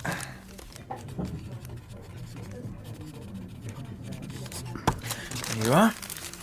Now, Francine, you must unfold it and read out both names. Well, you've both written the same name. But who is Kenneth Hardwick? The duty manager of this hotel. That nice, quiet man? Crippen was a nice, quiet man, and Hardwick told us he had pass keys to every room. He would have access to the bath towels in the linen cupboard. He would know where to get hold of a spare hotel uniform and return it afterwards. It would never be found among all the rest. Exactly. And yet, where's the motive? Unless he's somebody out of Jenny's past. But why was the same uniform worn on the night of Rod's murder at Northfield? No, wait, I think I've got it. I suppose Hardwick would have known the names of the guests in advance when Dan booked our rooms here, huh? Oh yes, that was all booked long ago, before we left Australia. Right. Then the murderer was seen at Northfield in his uniform because he wanted to be seen. I mean, he was preparing everyone's minds for his second appearance when he turned up here and killed Jenny, preparing us all to see... Oh, no. Oh, I thought I'd got it, but I haven't. Well, after all, what's so special about a navy blue jacket and a pair of trousers? Oh, sorry, I've run out of ideas. Yeah, I wouldn't say that. Now, by thunder, I shouldn't be surprised if that remark comes closer to the truth than anything we've heard so far. How do you mean? Hadley and I are going down to Northfield tomorrow, and I look forward to seeing you both there. I'm particularly looking forward to meeting Mr. Richie Bellow again, because if our murderer wanted to be seen, why did he deliberately pick Bellows as his witness? Anyway, how could he have known the village drunk would conveniently wander in that night? He couldn't, unless he invited him there. Now, tell me, did any of your party meet Bellows before he was found at Northfield Hall that night? Well, we didn't exactly meet him. Sir Giles brought him in one evening to show us his amazing memory tricks. We riffled through a pack of cards, then he told us the cards he'd seen, in the right order. That sort of thing. Afterwards, Sir Giles filled him up with scotch and sent him home. I thought it was a bit embarrassing, because Northfield Hall had belonged to him once. Yes, that's significant. On the night of the murder, he was clutching a bottle of whiskey. As a rule, he sticks to beer. Had somebody lured him there using a bottle of scotch as the bait? I believe he was brought to the scene of the crime as a witness because of his memory skills. But that night, he was too far gone to remember what he was supposed to see. That's why I want to dig into his subconscious and see what I can dredge up. So I'm now going home to get a good night's sleep. No, don't get up. Enjoy your coffee. Good night. Good night. And thanks again. What an amazing chap. Amazing? Well, of course, you know who he really suspects, don't you? Melita. Melita? Are you out of your mind? No, I mean it. When I was getting tied up in knots just now, mumbling, what's so special about a navy blue jacket and a pair of trousers, I saw the look in his eye, and I knew what he was thinking. Why did the murderer go to so much trouble to print the image of a man in our minds, and in such a mannish uniform? It's because the murderer is a woman. But that's unbelievable. Melita, of all people. Why on earth would she... I told you what sort of person Jenny was. We know she'd been involved with Sir Giles. Well, suppose she was involved with Dan as well. After all, he's a wealthy man. Perhaps that's how she came into so much money. When Hadley and I left London next morning, we did not go straight to Northfield Hall. First, we visited the police house. It looked very like all the other cottages, except for one room which had been converted into a small cell, where we found Richie Bellows. Hello again. This is an unexpected pleasure. We're here because we're not satisfied that you've told us everything you know about the night of Rodney Kent's murder. I've told you 100 times. All I did... Yes, we know what you did, but not why. Did someone persuade you to go to the hall that night? No. You're quite sure of that? Yes. Why should anybody want me there? Come to that, why should anyone want me anywhere? You did have a bottle of whiskey with you. Had someone given it to you, perhaps? Why would anyone do a thing like that? No, I bought it when I left the pub. I thought you were perpetually hard up. You must have been in funds that night. You may have heard. I'd given my little magic show for Sir Giles the day before. When I left, he shoved an envelope into my pocket. You know all that tosh about people being too proud to accept charity? Mm-hmm. Yes, well, I'm not one of them. When you entertained them at Northfield Hall, I presume you met all the guests? I was introduced. I wouldn't say I got to know them. Though that chap, Reaper, talked to me for a while. He asked if I'd like to make a new start in Australia. And I think he meant it. Did you meet Rodney Kent? It's funny you should say that. I know he must have been there, but I can't really remember him, which is unusual for me. To get back to the night of the murder, when you left the pub with your bottle of scotch, you made your way to the churchyard. Why was that? I live in Diggs, and my landlady starts preaching at me if I've had a skinful. I wanted to make sure she'd gone to bed before I went home. I see. And when you reached the churchyard, you sat down on an iron bench and opened the bottle. Mm-hmm. Yeah, I know you've already made a statement, but I'd like you to tell us anything else that comes back to you about that night. Well, it's hard to remember exactly. Things started to run together and get a bit hazy after that. I've got an idea that there was somebody talking to me at some point. Huh? But that might have been me talking to myself, reciting poetry or something. You know how it is. Yeah, quite, yes. And, can you put a time to any of this? No. After closing time, that's all I can say for certain. The next thing I knew, I was lying down. But not on the iron bench. That was when I woke up and found myself upstairs at Northfield Hall, on the sofa. Yeah, and that was when you saw someone who seemed to be a hotel attendant walking along the corridor. That's right. He had a dark blue uniform with silver buttons. At least, I think it was dark blue. I couldn't be too sure about the colour in the moonlight. And he was carrying a silver tray. Ah, yes. Now, tell me about that tray. What was on it? You must remember. I mean, this is your special talent, isn't it? You're shown a number of small objects and you remember them all. What was on that tray? No, it's no good. I can't see anything. I'm sorry. When we left the police house, we went on to Northfield Hall, where Sir Giles was waiting for us. I'm very glad you're here. We've only been back about an hour, but there's already been a rather unpleasant discovery. What do you mean? I'd been up to the bathroom to wash, and when I went to dry my hands, this photograph fell out from among the towels. It's one of several Dan Reaper sent me months ago to introduce his friends before they arrived. This one shows the whole group at some sort of fun fair. The photograph had been taken at the top of one of those chutes where you sit on a mat and slide down into the darkness. Most of the party were laughing. Rodney Kent, Dan and Chris, though Mita was trying to be dignified, and Fran looked annoyed. As we studied the picture, Sir Giles broke in. Turn it over. Look at the other side. Mm-hmm. Red ink. There is one more to go. And it had been hidden in a pile of towels. When did you find this? Not 10 minutes ago. But you'd seen the picture before. When was that? I'd put all Dan's photographs in my desk drawer in the study.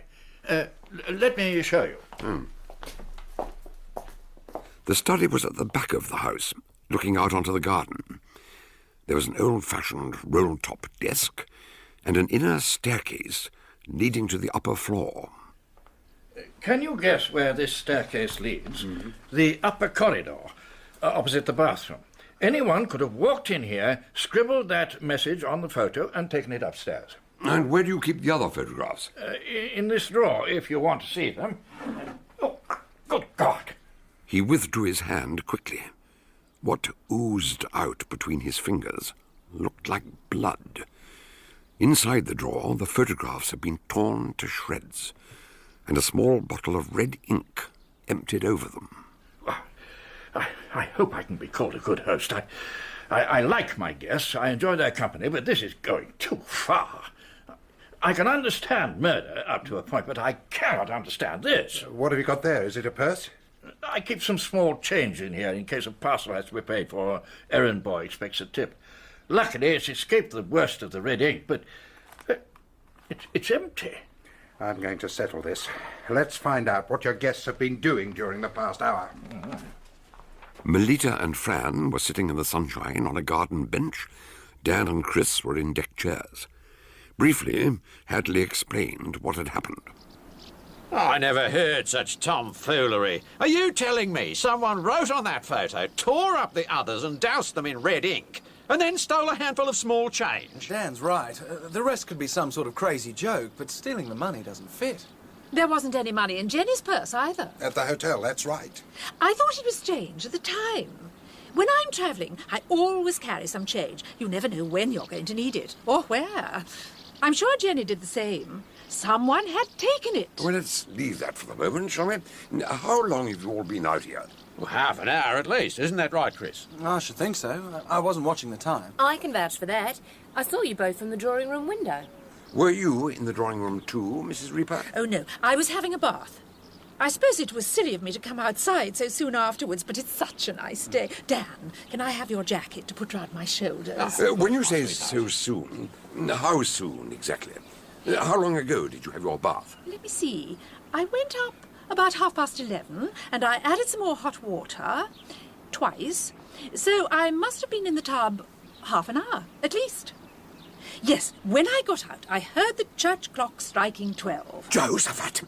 And did you use the towels? Well, of course I did. How do you suppose I... Oh, I see. But the photograph wasn't there. I'd have noticed. 12 o'clock, Hadley. That's when Sir Giles met us at the front door. With the photograph. And he said he found it 10 minutes earlier. I think I'll have another word with Sir Giles. I think I'll come with you. You couldn't possibly have found the photograph among the towels, as you claimed. And when you opened the desk drawer, you jabbed your hand in without looking, then reacted in great surprise. Are you accusing me of faking the whole thing? I tore up the photos and poured ink over them. I wrote the message on the other photo and pretended to find it in the bathroom. No, you didn't write that message. The words on the back were not only dry, the ink had begun to fade. It had been written at least a week ago, if not longer. So you're accusing me of insanity, is that it? You was to charge me with stealing 12 shillings and sixpence of my own money. No, I'm quite sure you did not. You really were surprised when you found the money had gone. That was genuine enough. I see. My crimes are telling lies about where I found the photograph and spilling some ink. I think I can accuse you of something a little less trivial than that. You told us you'd never met Mrs. Josephine Kent until she arrived at the Royal Hotel a few days ago. But I have evidence to prove that you were acquainted with the lady, who was then Miss Josephine Parks, when she first visited England 4 years ago. A fascinating theory. But what makes you think she'd been to England?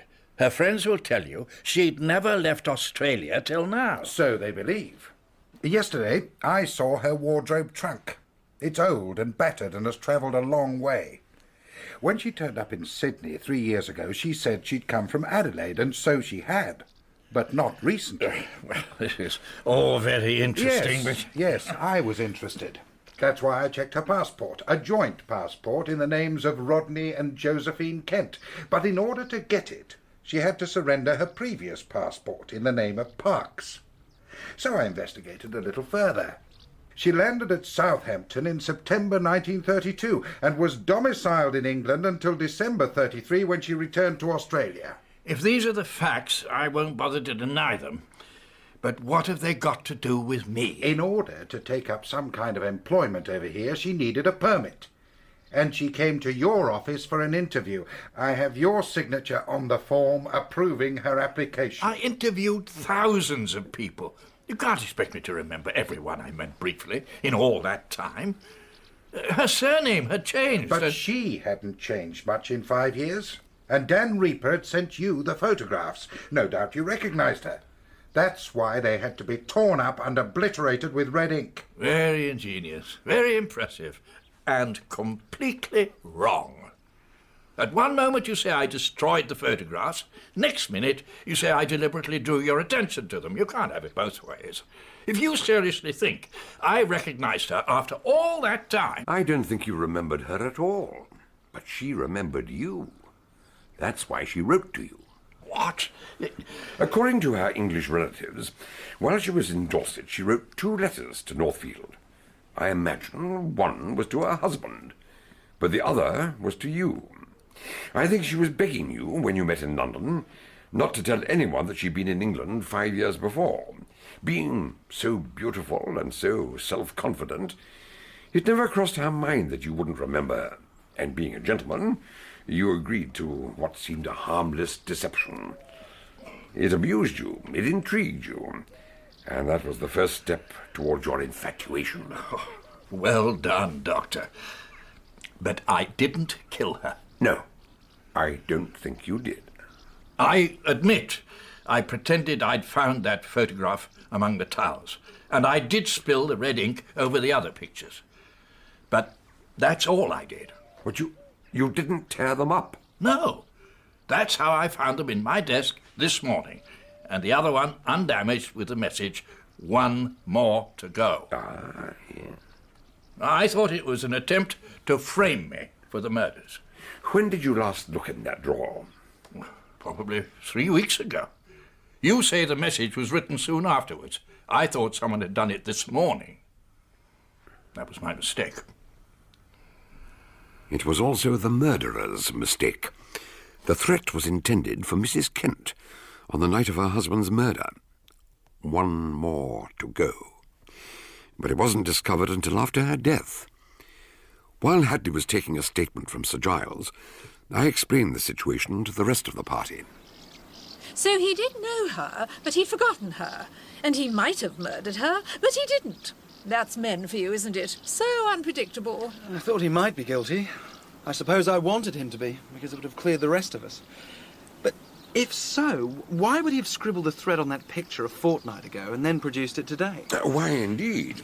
I'm only sorry that when Hadley asked so many pertinent questions, he neglected to ask the one question that really matters. What question? The question of who was holding the camera. Do any of you remember? Yeah, I remember. It was Jenny. She didn't want to go down that slide. Afraid of showing her knickers, I reckon. Damn, really? But that means... She was the only one of you not in the picture. The others were torn up because she was in them. I knew there was something about that picture, but I couldn't think what. It seemed to me I've seen it somewhere quite recently. Yes, so have I. Well, didn't we see it when we... Oh, no. No, it's no use. It's gone. Yes, well, now, has no one any more ideas about the identity of the murderer? No new theories? Well, there's only, Well, go on. Don't keep us in suspense. Only what? Well, I was only going to say, it did cross my mind that he might have been, she might have been, a woman. Oh, don't be ridiculous. Well, I just thought I'd mention it in case no one else had thought of it. As a matter of fact, it was one of the first ideas I had, until I remembered the suede shoes. Our murderer left the shoes outside room 707 to make it seem that Mrs. Kent had retired for the night as usual. But suede shoes don't need polishing. No woman would have made that mistake. Of course. I knew it was an absurd idea. Never mind. You can't expect to be brilliant all the time, can you? Hadley and I had taken rooms at the pub. That evening, we invited Chris and Sir Giles to join us in the snug. After a while, Sir Giles became rather pensive. There's something that only just struck me. Why did people call her Jenny? Josephine usually gets shortened to Jo, but she preferred being called Jenny, and I believe some man gave her that name. God knows who. And now he's probably wondering why he killed her, and what life will be like.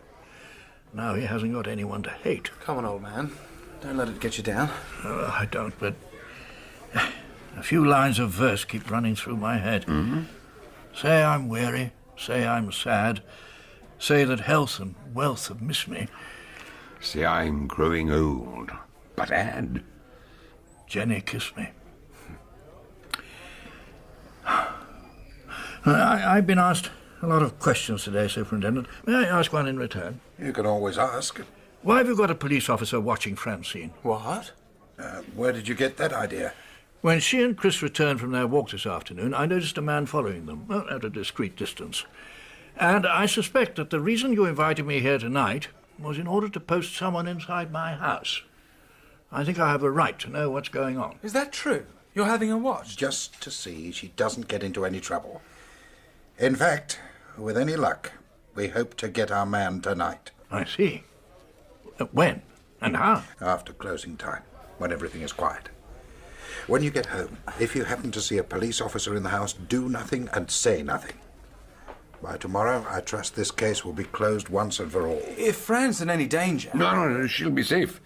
Set your mind easy about that. Oh, is there anything that I can do to help? Well, we have several men posted at strategic points, and I was hoping you might care to join us. I'd better get back to the hall to be near to... Well, we're all going back to the hall by different routes. I'll go with Sir Giles. Our local man, Inspector Tanner, will go with you, taking the shortcut through the churchyard. And it'll be dark. Don't trip over the tombstones. When the pub closed, the lights were turned out one by one, and Hadley opened the side door.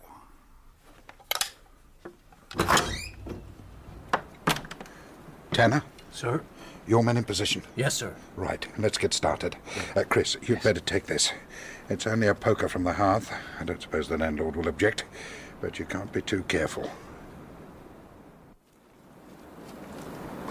Which way now? Through the lich gate. I can't see where I'll go first. You can follow me. Chris was aware of the inspector somewhere ahead of him. It was very cold, and the iron poker in his hands was like ice. A gravestone loomed up. He put the poker down for a moment to blow on his hands, but when he went to pick it up again, he couldn't find it. Where the devil? Don't worry. It's here. He saw the navy blue uniform, the silver buttons, the poker raised to strike. Chris went for him, landing a rabbit punch on the back of his neck. As the poker fell into the ground, 3 men raced towards them, and 2 of them carried flashlights. He stole a march on us. I didn't think he'd be here already. All right, let's have some light on him. Roll him over. Looks like he's out for the count. Is that... Yes, that's our murderer. Richie Bellow. Final notes made on May the 12th, 1937. Coronation Day. Hadley and I had been invited by Sir Giles to rejoin his party on one of the balconies overlooking the Mall. As we waited for the royal cavalcade to pass, they all fired questions at us. Yes, Bellows was wearing the inspector's spare uniform, which I'm sorry to say he'd got from the police station. Navy blue with silver buttons. Just like the attendants at the Royal. Just so. You put me onto it when you said, what's so special about a navy blue jacket and a pair of trousers? That's why we never found the missing uniform at the hotel. Bellows was already wearing it when he left Northfield. But how the deuce did he get out of the cell? Well, have you forgotten his father, who rebuilt half the village? It was his little joke, which he shared with his son. When he converted the police house, he put a trick door into the cell. All Richie had to do was borrow the uniform and a raincoat and catch the train to London. But he didn't use the lift or the stairs at the hotel, so how did he get up to the top floor? By the outside fire escape. I thought that door only opened from the inside. It was right next to room 705, which was empty at that time. The window was no more than 2 feet from the fire escape, next to the linen cupboard where he found the pile of towels. Which he used to strangle Jenny. No, hang on. He couldn't strangle her with his paralysed arm. No. He braced himself against one side of the trunk, then pulled the other side hard with his good arm, closing it on her neck. As for Rodney, when he'd knocked him unconscious, he looped a towel round his throat and one of the 4-poster uprights and garroted him. Yes, but I still don't understand why he stole that money from Jenny's purse. And from my desk. Well, he had no money in jail, and he needed it for the train fare. When he'd killed Rodney Kent, he planned the whole scheme aimed at Jenny. But why? Why did she refuse to visit Northfield? Why did she lie about her last visit to England? She had to conceal the fact that she was Richie Bellow's lawfully wedded wife. Their wife? Did he give her the bracelet? Oh, yes, as a wedding present. With 2 sets of initials, RB to JP, engraved inside. After a year of married bliss, she couldn't stand his drinking any longer. So instead of taking a seaside holiday, she took £8,000 from their joint account and returned to Australia. But how did he find out she was back in England as Rod's wife? As one of his tricks at the magic show, he was given some photographs and asked to describe what he'd seen. And he'd seen Josephine, who'd become Jenny. Later, he destroyed the pictures in case anyone at Northfield recognized her, except the one she wasn't in, which he needed as a threat, after he'd killed Rodney. He believed they were living on his money, and he had to take his revenge on both of them. But that night, when Rodney was dead, why didn't he just slip away? He kept taking swigs from his bottle of scotch to keep his courage up, but by the time he'd finished, he was very drunk. When they found him on the sofa, he'd already planned the second murder. He knew Jenny would be at the Royal Hotel, so he used the tale of the phantom hotel attendant to mislead us. I admit I was taken in myself. The story was too absurd not to be true. A liar might have invented an imaginary burglar, but never a hotel attendant. Where does Jenny's bracelet fit into all this? Well, remember, Jenny sent 2 letters from Dorset, one to Sir Giles, the other not to Rodney, but to Richie. She was afraid he might find out who she was, so she wrote to warn him. If anything happened to her, he would be incriminated. Because of the bracelet. That's right. In fact, she'd had the initials removed years ago, but he wasn't to know that. But when I asked if there was a secret in the stone, she said only if you're able to read it. She was right. It's called a sober stone. What? Yes, a sober stone. Well-bred Romans wore them at banquets. The inscription was in such small letters, you had to be sober to read it. Wonderful idea. When you couldn't decipher it any longer, it was time to stop. Richie gave it to her as a pledge that he would become a reformed, sober character. But in the end, he became a murderer. Well, I'm damned. And here we were going round in circles suspecting one another. Who did you suspect, dear? Oh, to tell the truth, I'd pinned it on our house. Thank you very much. Who did you pick, Melita? Oh, I thought Dan had something to do with it. Well, you're always getting up to some mischief. Oh, thanks. I suppose you were above suspicion. Well, not always. Fran thought Melita might have done it. Oh, did she not? Chris, you didn't really believe that, did you? I only said it because I thought it was you. I was afraid you'd been carrying on with Jenny, and I thought if I accused Melita, you might own up. Things have come to a pretty pass when you don't know what people are really thinking, even when they tell you. So, what do you call it? I call it a detective story. Yes. Oh, look, here they come. Here they come. The procession at last. Rule Britannia. God save the king. God save the king. God save the king.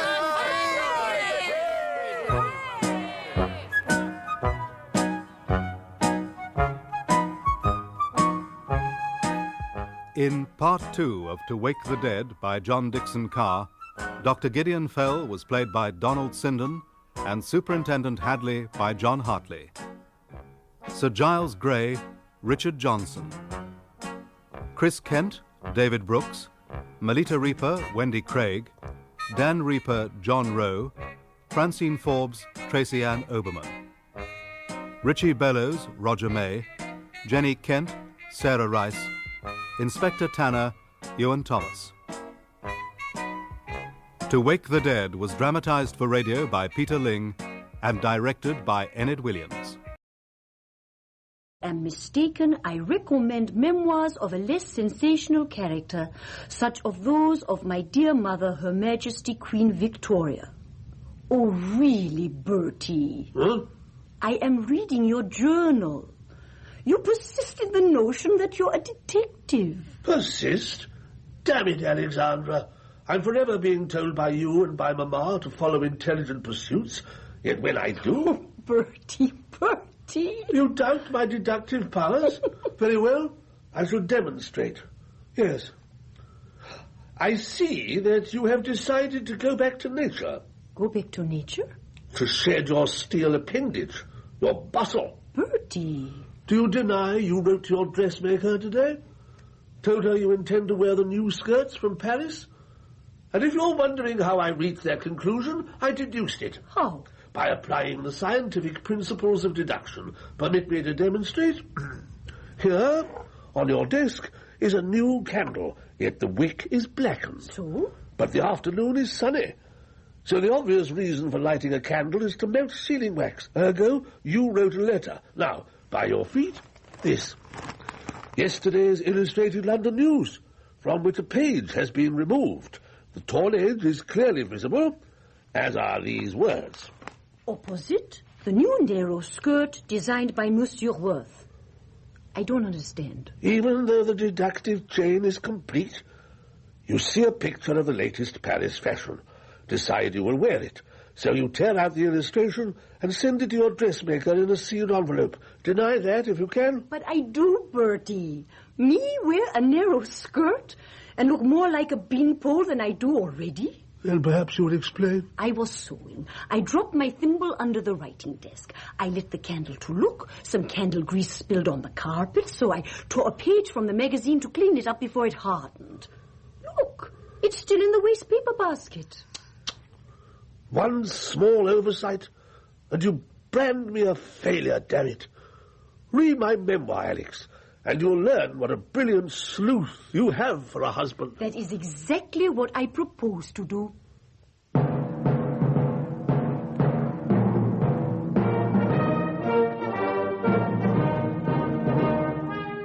Bertie and the Seven Bodies by Peter Lovesey, dramatised by Geoffrey M. Matthews, with Robert Lang as Bertie, the Prince of Wales. The Desborough Estate, Inspector Sweeney. Have you ever been to it? Not yet, sir. But as a member of your household police, I shall be there if you are. Then my well-being is assured. Thank you, sir. Desborough is the finest shoot in England, apart from Sandringham.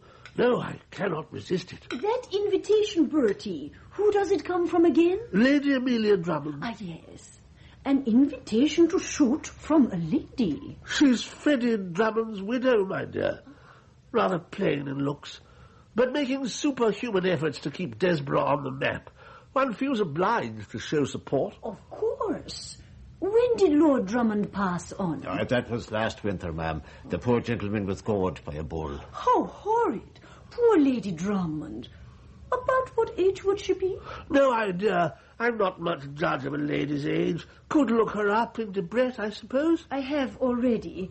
Amelia Drummond is only 27. Ah.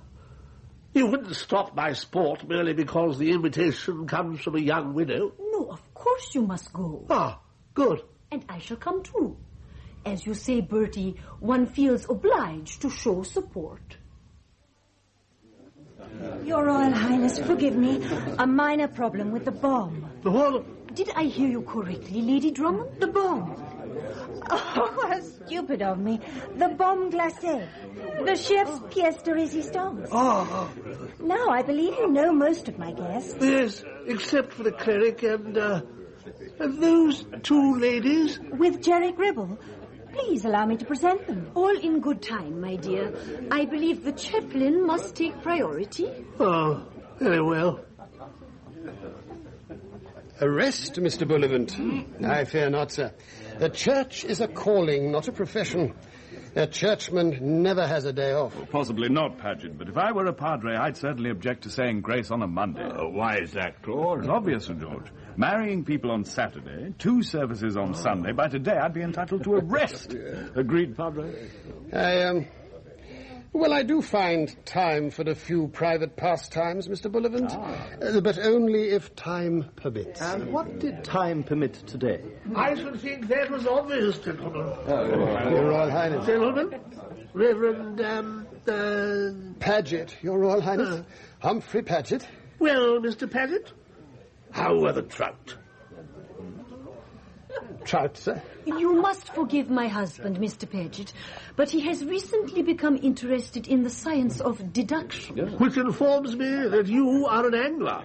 Following in St. Peter's footsteps, Padre. Not exactly, Mr. Bullivant. Don't deny it. The evidence is all there. The heels of your shoes, evenly discoloured. The toe caps, albeit splendidly polished, but with dull patches. Clear indications you've been in soft mud and splashed with water. And the trout, Bertie? The river rooms, my dear, just down the road, and well stocked with trout, all of which leads to the only conclusion possible, that the Reverend Paget is a trout fisherman. I may give that impression, sir, but to be truthful, no. But your shoes? This morning I conducted a funeral. The ground was rather soggy. And this afternoon? A baptism. A fractious infant. Spilled water everywhere. Obviously. My blasted glass is empty. Jerry, you old bore, I need a refill. No sooner said, Your Royal Highness. Colwell? Sir? Wondered when you'd get round to us, huh? Your Royal Highness. Well, come on, Jerry. Sir? This lady and I have been winking at each other for the last 10 minutes. Oh, my apologies, sir. Permit me to present Miss Queenie Chimes. Chimes? Chimes? Don't recall that name on the guest list. It's my stage name, sir. My mistake, sir. I should have said Bell. Miss Victoria Bell. Bell. Chimes. And girls called Victoria, nicknamed Queenie, sir, after Her Majesty. The connection is clear to me. I shall be happy to call you Queenie, so where are you performing? Queenie is with Irving's company at the Lyceum. In fact, the great man himself thought up her stage name. Obviously has plans for her then, so, you're currently in a production, my dear. No, sir, but I am preparing a part. Excellent. Would you care to read it to me? Oh, well, I... The role is non-speaking, sir. But as Queenie's patron, I heartily agree with Irving. She will certainly go far. But hopefully never so far as Miss Dundas. Right, my dear? Miss Dundas? The lady with you just now? She's an American explorer. Now, there's an intriguing prospect. She wouldn't be the first adventuress I've met from across the herring pond. Yeah, no, sir. She's a fully fledged explorer. Been everywhere. India, Egypt, the Amazon. At this point, dinner was announced, and the splendid orchestra played zestfully as we took our places. Not being averse to exploratory adventures myself, I surveyed the guests over the roast lamb, and amused myself by pairing them off. Sadly, Queenie Chimes was linked with Jerry Gribble, the Duke of Bournemouth. George and Moira Holdfast, dreary in the extreme, were likely to live up to their names. Marcus Pelham's eyes never left his sister, and as for Osgood Edge, the stammering poet, and the Reverend Paget, I absolved them immediately from any amorous intent. Claude Bullivant was obviously hacking a path to Isabella Dundas, our American explorer, who was herself just possibly stalking bigger game. Well, she had looked my way once or twice and smiled. Then, of course, there was our hostess, the winsome Amelia. She was scrupulously charming to everyone, but could I bed her before the end of the week, under Alex's nose, and with her jealous brother roaming the house? Any noctambulations would be infernally difficult. Oh, yes. I never have problems sleeping, Mr. Osgood Edge. Really, Miss... Dundas. I am used to strange beds. Take careful note, Wilfred. That is not what I meant, Mr. Bullivant. No, in my travels I have slept everywhere, on trains, steamships, under canvas. In a haunted house? A haunted house, Miss Chimes? No, well, at least not to my knowledge. Well, there's always a first time, Isabella. Oh, Are you saying this house has a ghost, Jerry? Of course he isn't, Moira. Well, why not, Sir George? In 300 years, it's bound to have acquired at least one. George, please, I really think... Jerry, please. My wife has a nervous disposition. Resident spook, splendid. I don't believe in going to bed in haunted houses. Quite right. I shall sleep in the armchair by the fire. You're welcome to join me. Gentlemen, I know your intentions are to amuse. However, I will not have Lady Holdfast frightened. Sorry, Amelia. My apologies, Lady Holdfast. So, I will say in all seriousness, there are no ghosts in Desborough Hall. If there were, Moira, I should not have remained here, nor invited my dearest friends to stay. Well said, my dear. So, tomorrow, are we going for a record bag? The woods haven't been so well stocked for years. Excellent. Must say I've never shot hill in October, Amelia, so most of the fellows have the advantage of me. Your brother Marcus, Jerry, Claude, I suppose they're all regulars. And the chap with the speech impediment. Wilfred Osgood Edge. He's a poet.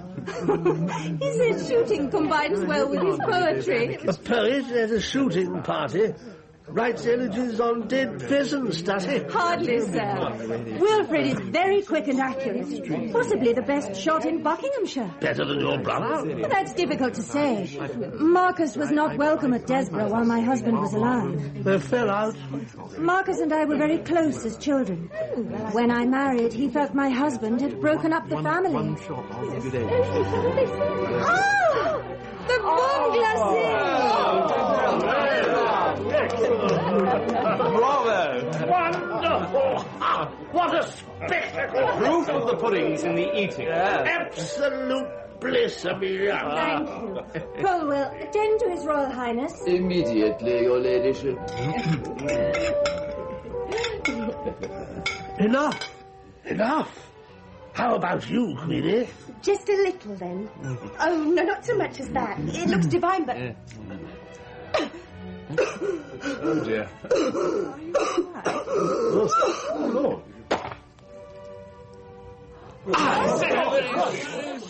The scene is still vivid in my memory. Queenie Chimes pitched forward and collapsed face down into the bomb.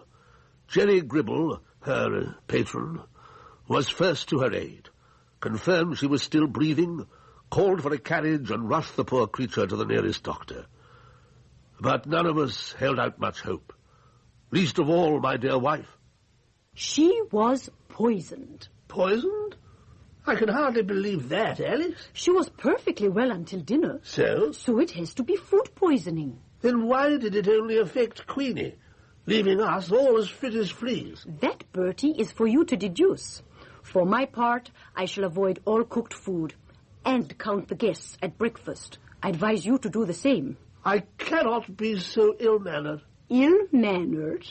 What you really mean is you can't make do with just a bowl of prunes. No, Alex, what I mean is I have the fullest confidence in the catering arrangements and in Amelia Drummond. I've no doubt Miss Chimes will be perfectly well in the morning.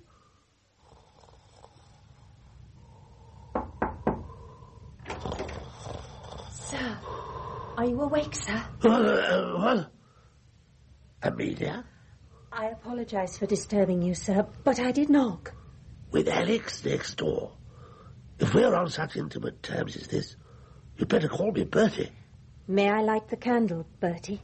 Keep your voice down. Do we really need a light? I believe we do. I have some dreadful news. Oh? Queenie Chimes is dead. Dead? How? She never recovered consciousness. Jerry thought you should be told. He's outside. Then bring him in. Jerry, my dear fellow, sit. Now, how did it happen? In the carriage, sir, on the way to the doctor. She made some popping noises, like turning off the gas. Then nothing. She died in my arms. Tragic. And the doctor's opinion? He'll conduct a post-mortem later this week. I can't believe it's happened. Here. Get that down. Had you known her long? Oh, about 6 months. We met at a cricket match in Kent. Canterbury? Gravesend. She was selling tombola tickets for the actors' retirement home. We just took to each other, and now... Now we must break the news to her family. As far as I know, she has no living relatives. I shall arrange everything. Lord, to be speaking of her funeral when she was sitting laughing with us just a few hours ago. Enough, Jenny. Now, off to bed with you. We'll talk in the morning. With respect, sir, I need to know your wishes. Wishes? Whether to call off the shoot. Ah. Out of respect. What do you think, Jenny? I think Queenie would want a quiet funeral, sir. And if it got out she died at a house party with you present... The press would have a field day. And if I return to Sandringham tomorrow, they'll want to know why. Precisely, sir. In that case, my dear Lady Drummond, I think we must continue exactly as planned. And, Jenny? Sir? I shall not expect you to join the guns. Thank you, sir. I'll go into town to see the undertaker. Good night, sir. Lady Drummond? Good night. Good night. Now, Amelia, would you mind? The candle. Sir, there is something else. Yes. I'm in a nightshirt, and you are fully dressed. A little unfair, eh? Bertie, please, this is important. Oh? I couldn't tell you while Jerry was here, but, well, after Miss Chimes collapsed, the servants cleared her place at the table. So? Colwell, my steward, found a small piece of paper cut from a newspaper tucked into Miss Chimes' napkin ring. He thought it might be significant. Why? What did it say? Just one word. Monday. Ignoring my advice, Bertie? Prunes, as you well know, my dear, do little for me. But kidneys... Here, try one. Not in this house. And I should like to know when Lady Drummond last inspected her kitchens. I have the distinct impression she would rather visit bedrooms. That, Alex, is unfair. It was quite proper for her to knock on my door last night. I had to be told the bad news, for heaven's sake.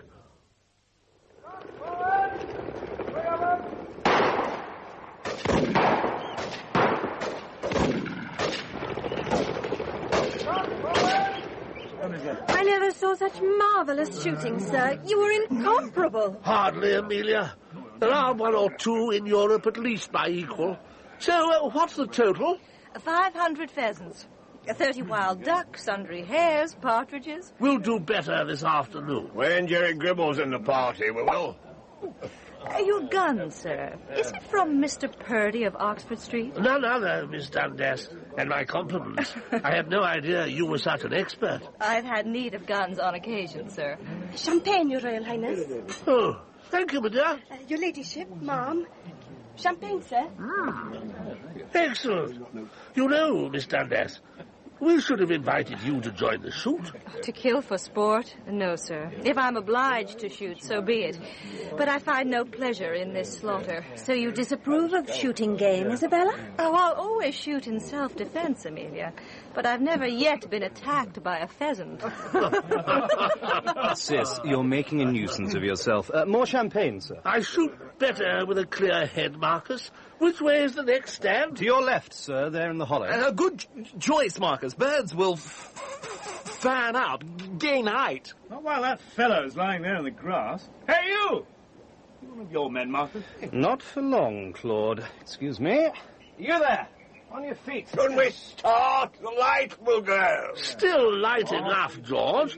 We mustn't linger, gentlemen. Let's go down to our position. Sir! Sir, come quickly.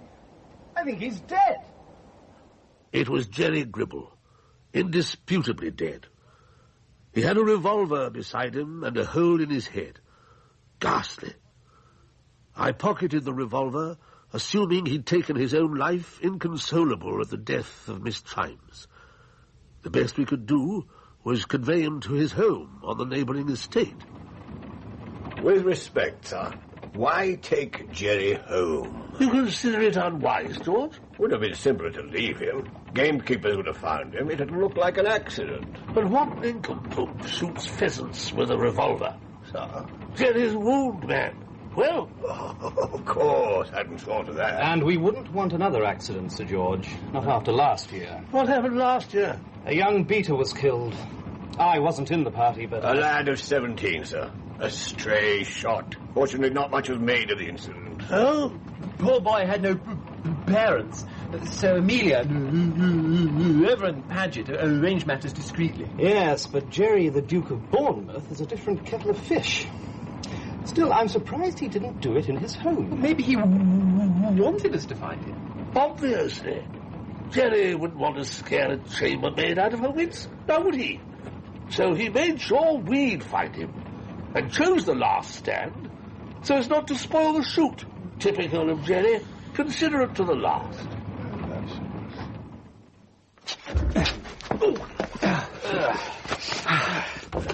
Oh, now what do we do? You find Jerry's steward, break the news, tell him the body's in the gun room. He'll understand. Understand what? Oh, come now. Steward, worth his salt, would rather his master died accidentally, cleaning his gun, than by suicide. Something the matter, Marcus? Well, it's just the gun, sir. Gun? What gun? The fatal weapon, sir. If Jerry was cleaning it, it's not much help if it stays in your pocket. There. Now, what are you waiting for? Nothing, sir. Nothing. Poor old Jerry. To do this, he must have been besotted with Miss Chimes. Captivated. Then he may have left a note.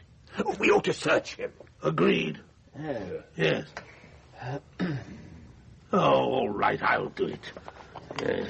Watch. Cigarette case. And a diary, yeah. You found something, sir? No. Just a scrap of newspaper. Tuesday, again, only one word. Do you think Jerry was trying to tell us something? If he was, we know it already. My dear, we may not be the best brains in the land, but we don't need telling that today is Tuesday. Then the paper must have another purpose. Maybe he wanted us to link his death with Queenie's. How? When he didn't know about the first piece of paper. You're positive you didn't mention it? I told no one, except you. In that case, with your permission. Colwell! Your Royal Highness? You wish for something, sir? Yes, Colwell. About that scrap of newspaper. In Miss Chimes's napkin ring, sir? Did you mention it to anyone? Only her ladyship, sir. To none of the servants? I do not discuss anything with the servants, sir, apart from their duties. Then I suggest the matter is kept that way. Or better still, is forgotten entirely. As you wish, Your Royal Highness. Will there be anything else? Not for the moment. Thank you, Your Royal Highness. Well, if Colwell is telling the truth... I'm sure he is, sir. As I was. Oh, this is such a mystery. I'm sorry, but... Now, come. Dry your eyes. That's better. Now, remember, what's done is done. It's up to all of us to act as though we know nothing of Jerry's death. So we'll have a full day's sport tomorrow. If you wish it, sir. And Amelia, I wouldn't object to Bertie when we're alone. Oh, Bertie's an intimacy to which I dare not aspire, sir. Why not? You used my name more than once last night. Amelia, my dear, in private, I'm a man like any other, as you will appreciate if you are so inclined. Oh. But I don't think my suite would be appropriate, not for intimate conversation. Nor mine, sir. That could present a difficulty. But not insurmountable. Especially as Desborough has 97 bedrooms. All wickedly cold. Not if we agree on one. I assure you it'll lead to a warm outcome. You flatter me, Bertie. Then... Sadly, tonight is inappropriate. Inappropriate? Impossible. Ah. Me? Recite my poetry? No. Neither should anyone else. Mr. Osgood Edge is a published poet, Bertie. Reverend Paget. Ma'am? I'm sure you read beautifully. Well, if Wilfred has no objection... No, right. To an obstinate boy. He fidgets when the grace is said. Wicked child, he should be fed his daily bread in the wild, where hungrily the king of beasts, day by day, is heard to roar before he feasts. Let us pray. Bravo. Thank you. Let us pray. A pun. How about that, Lady Holdfast? If you want the truth, Mr. Bullivant, I did not like it. Oh, well, why ever not? It's far too outspoken. Far too outspoken. No, I think we should try something different. Like what, Lady Holdfast? Charades. I would prefer hide and seek, or better still, sardines. Sardines? A jolly form of hide-and-seek, George, is played in the dark. Oh, precisely, Sir George. One of us hides, then we turn out the lights and try and find the hiding place. The first one to do so squeezes in, and so on. Hence the name, sardines. I assure you, it's tremendous fun. Perhaps for you, Amelia. Me, I'd rather have a drink. Serve the punch now. Immediately, sir. And let's think of a decent game. Enjoy your punch, Marcus. It'll refresh you for the sardines we intend to play afterwards. Who shall go first? It must be Wilfred. He's a wonderful mover. Oh, are you game? If you wish. We don't start counting till we're all in darkness. Find me if you can, then. Move over. I'm suffocated. You're not the only one, Padre. And if anyone's still searching, I'll eat my hat. 20 minutes is rather a long time. Not if you're having fun. Possibly, Amelia. But please get off my foot. Does anyone know who's left? There's only one way to find out, Sir George. Excuse me. What's going on? Sorry. Really, sir? Oh, my apologies, Lady Drummond. Well, we're all here, except for Osgood Edge. But he has to be here. He was the hider. Better confess, Amelia. Sorry, but we cheated. Claude and I got under here first, for a cuddle. And when the rest came, we had to play along. In that case, Mr. Osgood Edge is still hiding, and since I have no intention of paying a forfeit, I am going to start looking. I shall look in the library. I shall try the breakfast room. I rather like it here. So spoiled.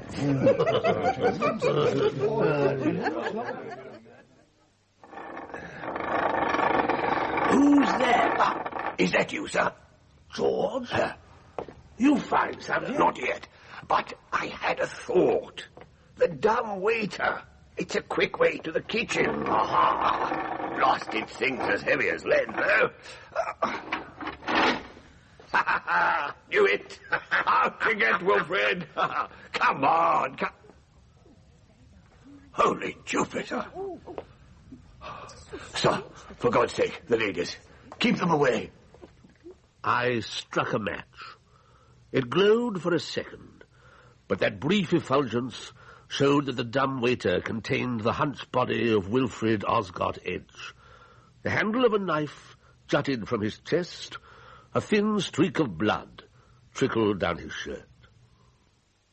Bertie, I insist you inform the police. Inspector Sweeney is the police. He is your bodyguard, Bertie, not an investigator. But I am, and between You're us... playing with lives, Bertie.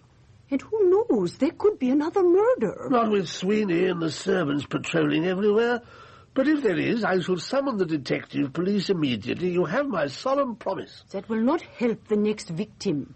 Well, in that case, Alex, I shall sleep in your room tonight. And where do you propose I sleep? Next to me, of course. Next? Really, Bertie, to think of... with a murderer at large. You misunderstand me, my dear. My thought was devoted exclusively to your personal safety. A lady I love and cherish more than any other. Oh, Bertie. My dear. Oh.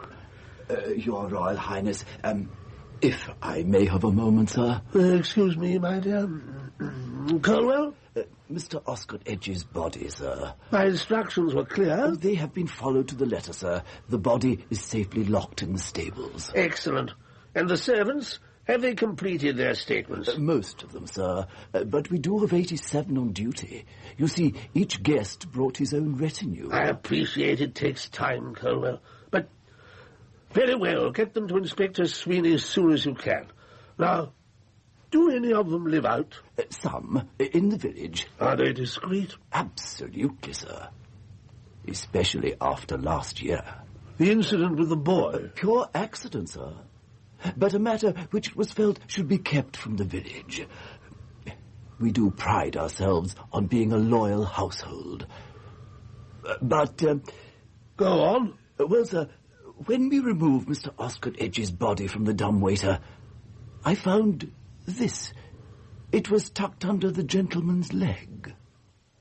Wednesday's corpse. 3 murders, 3 scraps of newspaper, and you did not tell me? I had no wish to concern you, Alex. Then, but now, and since I am fully awake. My dear, I do need to concentrate. Just that I can't reach a rational conclusion. Since when has murder been rational, Bertie? As for scraps of newspaper, it's obvious. The killer is boasting, making sure the deaths are credited to him. He wants publicity. And since no one but you has the whole story, I frustrated his plan. That's why he added another word. Corpse. Wednesday's corpse. It's so final.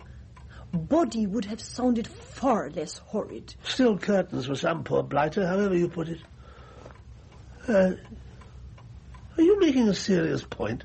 About the word? I don't know. It just sounds out of place. And yet... What? It scans. Scans? Yes. Corpse has only 1 syllable. So it scans. Like child in the rhyme. Of course. That's why he chose it. Because of the rhyme. Which rhyme? Oh, don't be so dense, Bertie. You know it. Everyone knows it. Monday's child is fair of face. Tuesday's child is full of grace. Wednesday's child is full of woe. Thursday's child has far to go. Friday's child is loving and giving, and Saturday's child works hard for a living. But the child that is born on the Sabbath day is bonny and blithe and good and gay. So? Substitute corpse for child. Monday's corpse is fair of face. You may have a point, Alex. No denying Queenie was fair of face. And Tuesday was Jerry Gribble. His Grace, the Duke of Bournemouth. Right.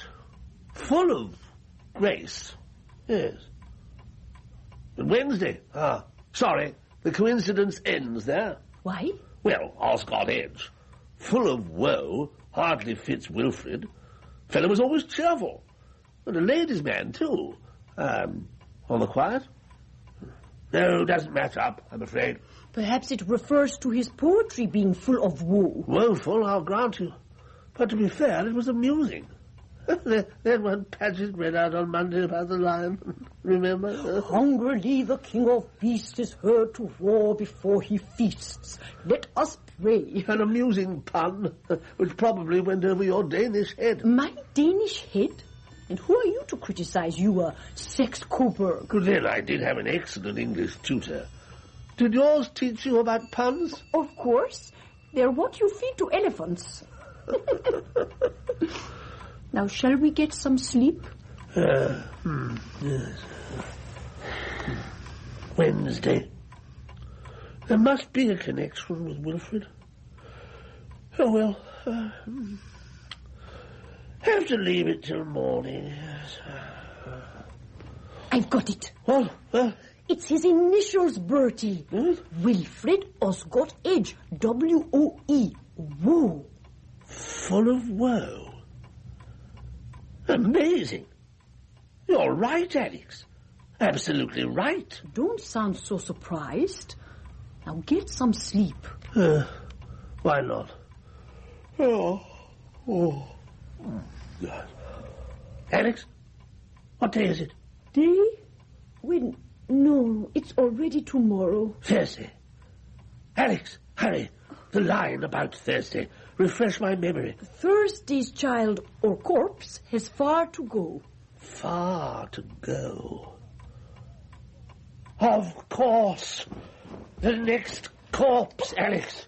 Oh, my hat. I must warn her. Miss Dundas, are you awake? Miss Dundas. Isabella.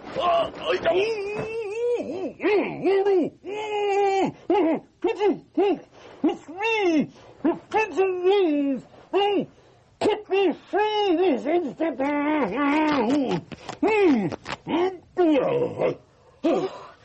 Oh, it is you, sir. Now, if you will please keep still, I'll cut you loose. Suppose you expected a fanfare. For heaven's sake, put that knife away. Oh, I'm sorry, Your Royal Highness, but a defenseless woman does need to take reasonable precautions. Reasonable You're more fortunate than you realize. A simple trap. Just a sash cord and a blanket. But if you were a baboon, you'd now be dangling from that beam by your heels. Really? Now, perhaps you'll explain why you're here. Oh, I merely looked in to save your life. That's all. My life, sir? Exactly. Our murderer. I believe you are next on his list. The murderer has a list? Oh, well, surely not. The conclusion is inescapable, Miss Dundas. Now, if you'll just sit down, I'll endeavour to explain. First, on Monday, there was Queenie Chimes. On Tuesday, Jerry Gribble. Thursday's corpse has far to go. And since no one else has travelled so far, or is likely to... You consider far to go must relate to me. It's the obvious deduction. Well, not if the words have another sense. Explain. Well, without wishing to alarm you, sir, some consider the throne as the very height of society. In that sense, you, as the heir apparent... No. That's too far-fetched for words. Then, sir, I thank you for the warning. If you'll allow me, I shall reset my trap. A very wise move, my dear. And then I think we can safely go to bed. My word. You Americans don't waste time on preliminaries. Oh, please, sir. Well, I fear I expressed myself rather badly. What I meant was, you return to your bed and I to mine. No. I'm sorry. I must remain here. I beg your pardon? Your life is in grave danger, Isabella. Sir? Bertie. Bertie, then. Well, I can protect myself. Of that I am certain. However, having deduced, rather cleverly, that this room is earmarked for the next crime, I shall remain until I've made an arrest. In that case, you better pour us each a glass of Madeira. Excellent idea.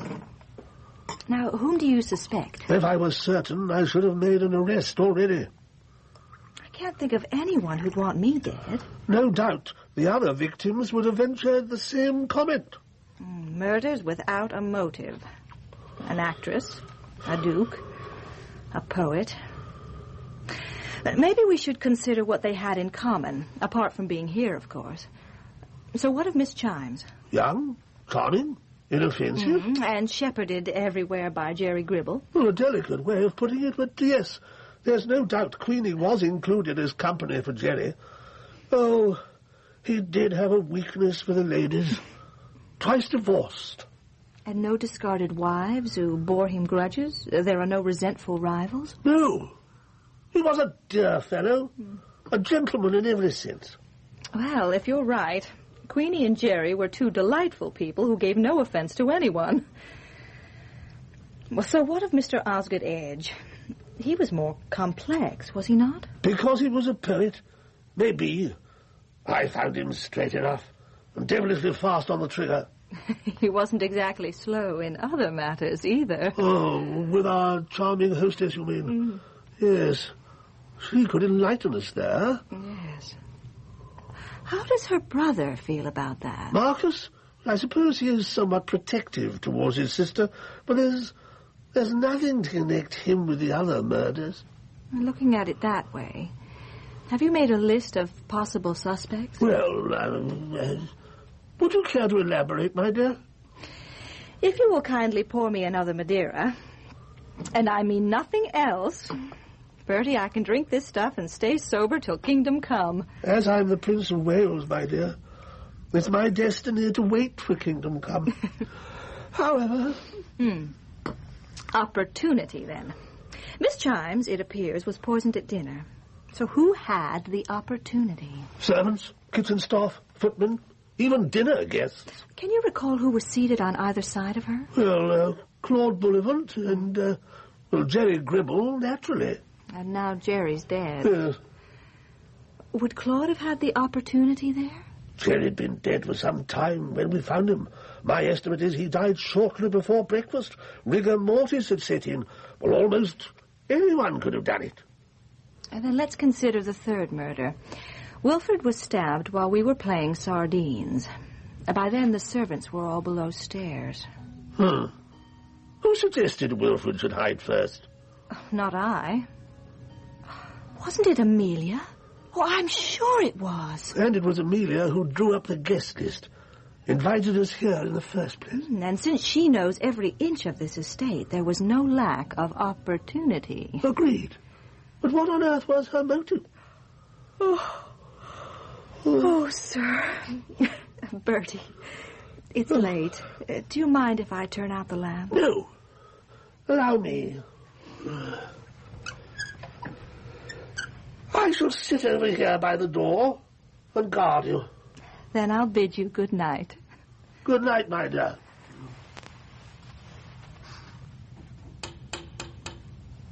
Bertie, what was that? Quiet. The balcony window. Someone's trying to get in. Isabella, are you awake, my dear? Didn't like to think of you alone, not after some of the looks you gave me, so I brought you these. Red roses picked by moonlight. You're a damn fine looker, if you want to know. Keep your distance, Mr. Bullivant. What? Yes, absolutely. Just be careful with that knife. Just remember that I have it, Mr. Bullivant. I'll be jiggered. You're not afraid of me, are you? Good Lord, wouldn't take a lady by force. Not the ticket, not at all. Wouldn't say a kiss is the summit of my ambitions, but if that's as far as you care to go tonight, I'm your man. You're not my man, Mr. Bullivant, and you won't be anyone else's if you so much as touch me. Really, come on, Isabella, my peach. What have you got to lose? Surely not your Sunday school certificate. That's unforgivable, Bullivant. Oh, good God, who's that? Sir, I had no idea. How dare you insult this lady? Apologize at once. Sir, I do most humbly. To the lady, Bullivant, to the lady. No apology is necessary, or desired. There has obviously been a misunderstanding for which I must accept some responsibility. Mr. Bullivant and I have conversed several times in the last 3 days. Absolutely. He may have gained the impression I was amused by his blandishments. Not that one had anything like this in mind, I hasten to add. Frightful gaff, sir. Had I but known you were here first. I am here to protect a lady whose life may be in mortal peril. I shall stay the rest of the night. Then you wish me to return to my rooms? By the same route as you entered. And Bullivant, take your roses with you. Blasted things are covered in green fly. Good morning, my dear. 9:05, Bertie. I had hoped you'd accompany me to breakfast. Ah, sorry, my dear. Overslept. You were supposed to prevent another murder. I did. Miss Dundas came through the night safely. And how do you propose to spend today? Still taking care of Miss Dundas? No, I shall delegate that responsibility to Mr. Sweeney. Leaving you to... Start my investigation in earnest. I shall interview everyone. Then you'll have to hurry. Oh? The whole farce are about to leave. That is, if they haven't already. Remain here, sir. Impossible. Moira is extremely agitated, determined to leave. I cannot allow it, George.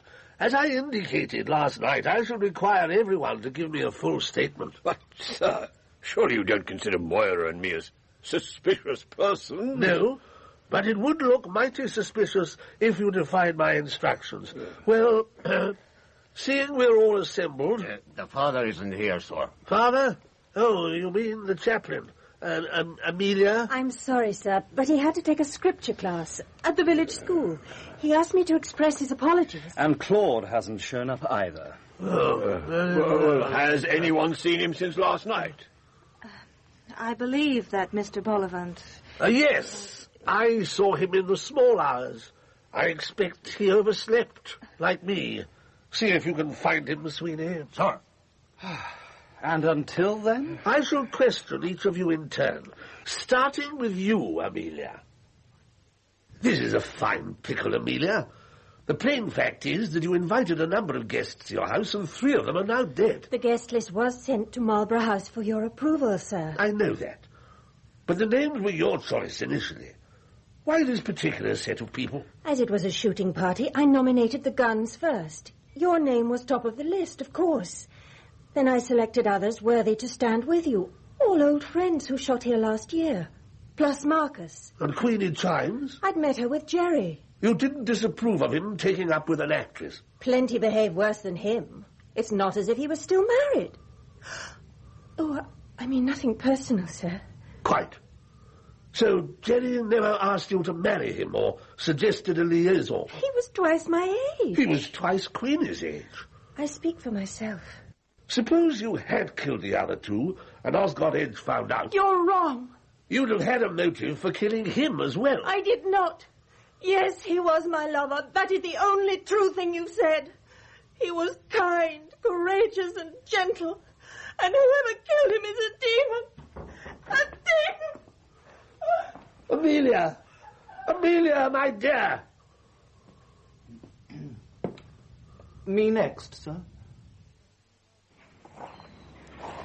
I assume my charming sister is also a suspect. Everyone is under suspicion, except me. This path, where does it lead? Couldn't say, no idea. Now, if you'd kindly have the manners to address me properly. Sir, I beg your pardon. I'm not a regular visitor here. Amelia must have mentioned I was not welcome at Desborough. The only reason I'm invited now is to act as host. Not welcome, you say? Her bloody husband, begging your pardon, sir, found out that Amelia was paying off my debts. You have no private income? Not enough to exist on. I'd have had money to burn, but for grandfather. He caught religion, left our estates to the church, then expected me to take holy orders. I rebelled. Wasn't suited to preaching, damn it. But you do know on which side your bread is buttered. Well, Amelia and I have always been very close. And now... Even closer. Ready to protect her interests and keep track of her lovers. The progress they're making. That's being uncommonly frank, sir. Fair comment, Marcus. And since we both know of your sister's liking for male company... So? My point is this. With Freddie Drummond dead, Jerry Gribble or Osgood Edge could have threatened your future income. You think I killed them to stop them marrying my sister? Sir, before you put a noose around my neck, you're overlooking the first victim. Queenie? She was Jerry's mistress. If what you say is true, I'd want to keep her alive, to keep Jerry occupied, away from Amelia's skirts. Logical?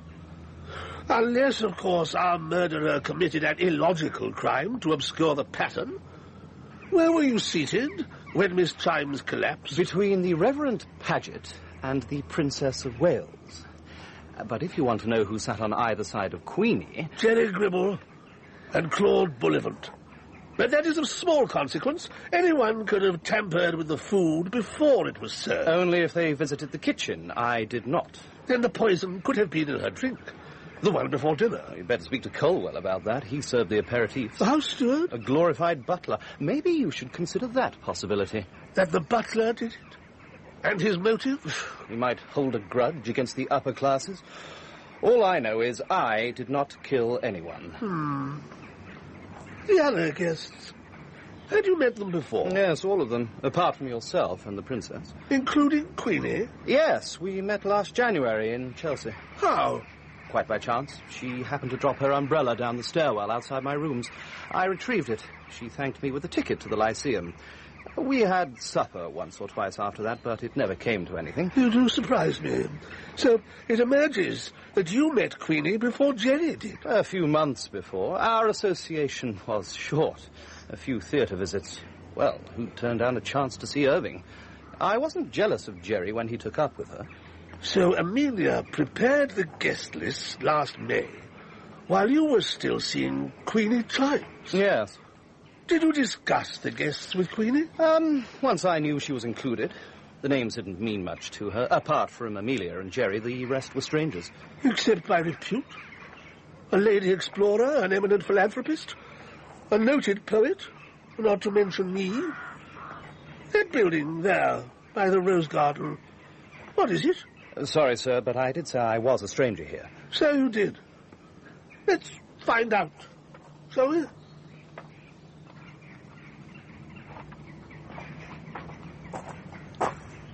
Obviously a well, sir. Now, if we chuck in a stone like so... Uncommonly deep. What's that? By your feet? It's a waistcoat. Oh, my God. It's Claude Bullivant's. The one he was wearing last night. The murderer had struck again. I sent at once for grappling hooks, and we spent the rest of the day fruitlessly endeavouring to recover the body I knew was down there. That it was Bullivant, I had no doubt. The murderer had placed yet another cryptic note in his waistcoat pocket. But the rhyme, sir. Thursday's corpse has far to go. It cannot in any sense apply to Claude. Quite right. What you don't see, George, is the totality of the mystery. It attacks many a trained investigator. The message refers not to Bullivant's way of life, rather to the way he met his death. By falling down a well. A very deep well. So deep that his body may never be recovered. Which I believe is exactly what Bullivant intended. What he intended? Are you saying Claude killed himself? After he did away with 3 others. Claude, the murderer? Why? For what reason? Well, Bertie. Why does anyone resort to murder? He was mad or bad. I can't be precise. At the moment, his motive is somewhat clouded. However, it will not remain so for long. But more importantly, I can assure you our lives are no longer at risk. Oh, thank God for that. Even so, if anyone thinks I'm spending another night in this house, they're mistaken. George, we will leave within the hour. That is a slur on my hospitality, Lady Holdfast. You make it sound as if my house were verminous. Your manners are, not to mention your morals. Moira, let us all simply be thankful that we are still alive. Is the house party over then? Now you have found your murderer, Bertie. That is all we have to decide, is it not? Yes. Yes. The case is concluded, it's true. But it's out of the question to resume the shooting. There is one small matter remaining. Mr. Osgood Edge, what do you propose for him? For Osgood Edge? Well, unless I am misinformed, his body is in a stable somewhere. What is to become of it once we return home? We informed the police, ma'am. Inspector Sweeney, must I remind you yet again, you are the police. But of course Isabella is right.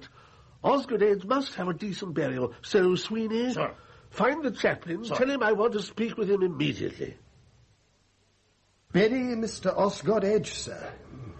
Tomorrow. Has the coroner been advised? Not yet. And I'm sure he's busy enough with Miss Chimes and Jerry Gribble. But without an inquest, sir? There are rules. Which one must break on occasions, Padre. You and I know what has happened, and who did it. But to inform the whole kingdom, distress Lady Drummond, I think not. But his family, sir. One brother in Bombay. We shall write him a letter. Inform him it was a private ceremony here in the village church, and that I was chief mourner. I suggest you organise it in the same way as last year. Last year, sir? The young gamekeeper who was shot. Accidentally shot, sir. The poor lad strayed, got ahead of the beaters. There was no question of murder then. But someone was responsible. Who? I was not present at the time, sir. But you know who fired the shot. The boy was an orphan, sir, and, well, the parties involved closed the matter after the funeral. Who shot him, Mr. Paget? I must have a straight answer. Sir, I beg you. My information must be in confidence. It was Mr. Bullivant. So, was Jerry Gribble in the party? Yes. Freddie Drummond? Yes, sir. And Osgood Edge? Yes. And the ladies? Only Lady Drummond was present. I see. Yes, I should have guessed. Thank you, Mr. Petty. Things are really falling into place. If you wish to remain, Bertie, please do so. But for me, Marlborough House, however late I get there, is far, far preferable. As you wish, Alex, my dear. What will you say about returning early? That the party did not turn out as expected. Well, that's true enough. I think we should all respect the truth, Bertie. And may I have a sherry? Oh, of course. Sorry. Thank you. Now, do you plan to keep yourself to yourself once I'm gone? What do you mean? You know exactly what I mean. Just remember, my dear, one is too clever and the other is anybody's. Get some sleep, you old ram. You're looking tired. Tired, perhaps, but not unsatisfied. Aren't you going to congratulate me? Whatever for? My detective work. Another case brought to a brilliant conclusion. Oh, Bertie, you don't really believe Claude Bullivant was the murderer. He was killed just like the others. He had no reason, no motive. The motive, as I have already indicated, remains a mystery. But if there's any truth in what you say, how can you leave, knowing your husband is still at risk? I don't think you're at risk. A matter of opinion. The murders always fit the rhyme. And if there are to be any more, I don't think the killer will deviate. What is tomorrow? Friday. Friday's corpse is loving and giving. There you are. The loving might apply to you, but not the giving.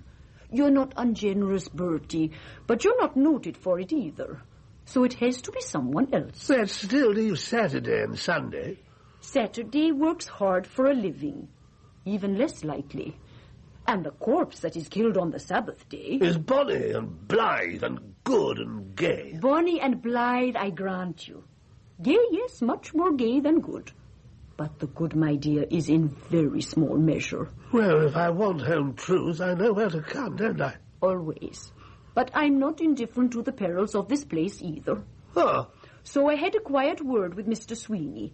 He'll move into my empty suite. Oh. Yes, he'll keep a very special watch over you.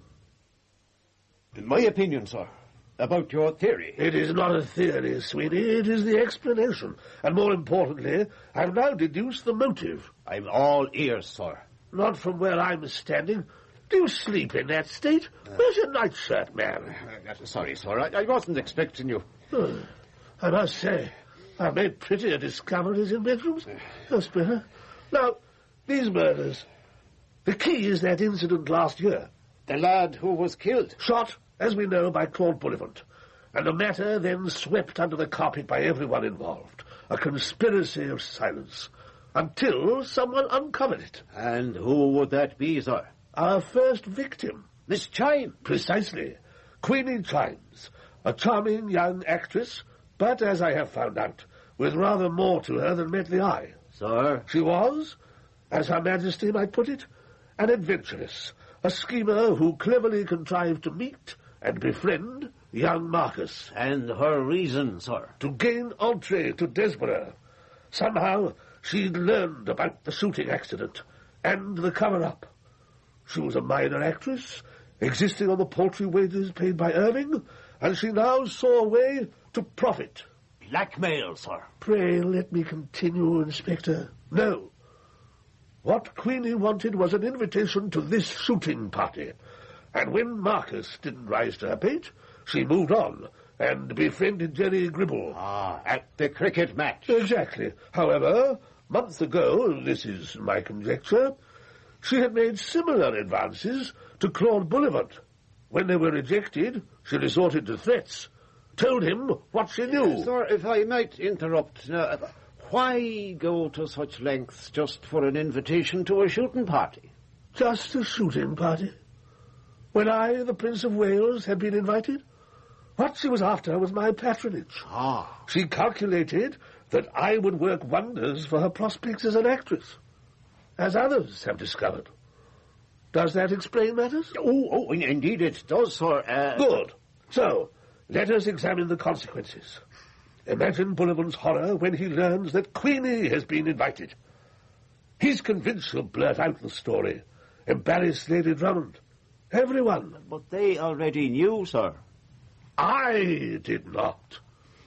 He could foresee my outrage at being embroiled, through no fault of my own, in such a scandal. Damn it! I'd be compelled to leave immediately. As for Bullivant, he'd end up a pariah. What, sir? A social outcast, removed from invitation lists, blackballed from any decent club, cast out of respectable society, all because of one interfering actress. It left him only one choice. To kill her. Oh, I understand that, sir, but why kill the Duke? Why? Because Queenie died in his arms. He told me she was unconscious, but I think not.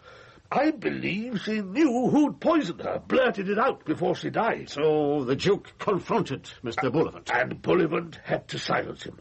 2 murders, and 2 to go. The third, Wilfred Osgood Edge, was another member of the conspiracy, but far shrewder. After 2 deaths, he was suspicious. But then he made the same mistake as Jerry Gribble, talked to Bullivant. Sealed his fate. And as Lord Drummond had already been gored by a bull, all the conspirators had now perished, except for Mr. Bullivant. Now, his death, sir. How do you account for that? Obvious. He committed suicide. It's a peach of a theory, sir. Really, Sweeney. Bullivant knew I was on the trail, getting closer to him every moment. There was no escape, so he jumped. Ah! You found a snag? Not exactly a snag, sir. More of a loose end. It's those messages. I'm wondering why Bullivant left them. To distract, to deflect us from the truth. Ah, but, well, they all fit that rhyme. The one you cleverly identified, sir. But if your theory, explanation is correct, Miss Chimes was killed for just one reason. To stop her talking. Right. So, when Mr. Bullivant killed her, he wasn't planning any more murders. They came later, once he'd been tumbled, so to speak. So? Well, it seems to me, sir, that the person who left the message on Monday knew that he would kill again on Tuesday, Wednesday, Thursday, and so on. And so on. Yes. By Jove, you're right, Sweeney. Absolutely right, damn it.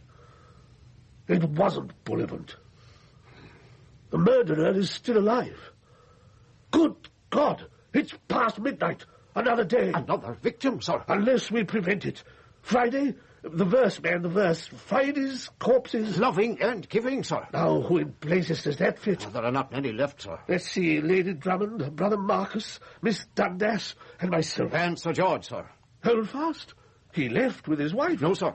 Lady Holdfast left, but not Sir George. He decided it was his duty to stay and support you. Good God.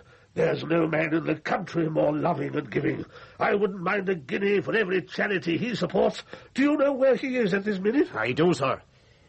And it isn't in his own bed. I see. A moment. Sir, is everything all right? That is a question I should address to you, Sir George. You weren't in your bedroom. You were looking for me, sir. Out of concern. Your life, George. I believe it is under threat. But I take it Lady Drummond is within? Yes, sir. But I assure you things are not quite as they seem. I'm here because I was invited. In spite of your assurances, Amelia cannot accept Claude Bullivant as a murderer. She reasoned that I could well be the next victim. Loving and giving. Yes. In every sense, apparently. My apologies for interrupting. Sir, you are interrupting nothing. I am simply passing the night here on the ottoman, where I shall come to no harm. That, George, remains to be seen. I wouldn't be in your shoes, not for all the tea in China. Sir, you cannot suspect Amelia. Georgie? Georgie, darling. Oh, Jerusalem. Georgie, I'm getting ever so cold. Well, Georgie, it's up to you, of course. Sir, what am I to do? Make your excuses and leave. Yes. Amelia, my dear, His Royal Highness is here, has something to impart to you in confidence. I must bid you good night. George. And to make sure you get one, I recommend my suite. I'm sure Inspector Sweeney will be only too happy to protect you. My hat. Bertie. Oh, you're dressed. I have not been to bed. May I? Please. Corridors are so public. Poor old George running off like that. What on earth did you tell him? Oh! Steady. It's that champagne. We had some earlier. I shall order some more. Well, that won't be necessary, my dear. But those sausage rolls look good, and... The cocoa must be cold by now. Well, I'll have some nonetheless. Help yourself. Then come by the fire. I want to warm my knees. What a lark. I really thought you had decided I was to blame for all the horrid things that have happened. As I told your brother, my dear, I suspect everyone. But in your case, I can't think why a lady would invite a number of old friends to our house and kill them one by one. I wouldn't, and didn't. Do you feel safe with me now? Or would you like to search me? My dear. Put it down, Bertie. What? Oh, my cup. Bertie, if you're wondering why I invited George, it was because I'd abandoned hope. I'll rephrase that. I didn't dare aspire to a visit from you.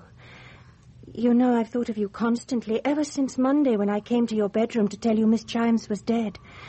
The way you misinterpreted my presence there. Only for a moment. Yes, but it seemed so unthinkable, so open to censure, until... Until this evening, when Alex left. And anyway, since you appeared to suspect me of murder... I am guilty, you know. What? And ready to confess the desires of the flesh. Oh, Bertie, you're such a tower of strength, so manly. Please take me to bed. Presently, Amelia. But I'm devilish thirsty. Do you mind pouring me another cup of cocoa? I do believe you enjoy seeing me prance about the room, practically in a state of nature. Oh. Bertie, are you all right? Fearfully sorry, my dear. Suddenly I feel uncommonly drowsy. Oh, no. Oh, Bertie, you took the wrong cup. Wrong cup? Mine. I always put chloral in my cocoa, a habit ever since Freddie died. It helps me sleep. And you've...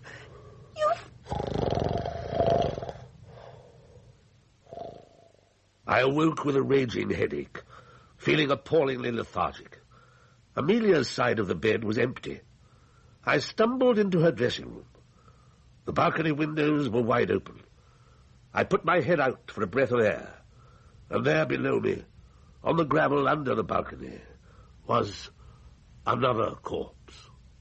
It could have been an accident. I fear not, Miss Dundas. If you please, Sweeney. Sir, out of respect for a lady's feelings. Oh, you may speak freely, Inspector. Well, ma'am, gents, she hit the ground head first. Her neck was broken. And there were also other injuries not caused by the fall. And how do you prove that? How, Marcus? Easily.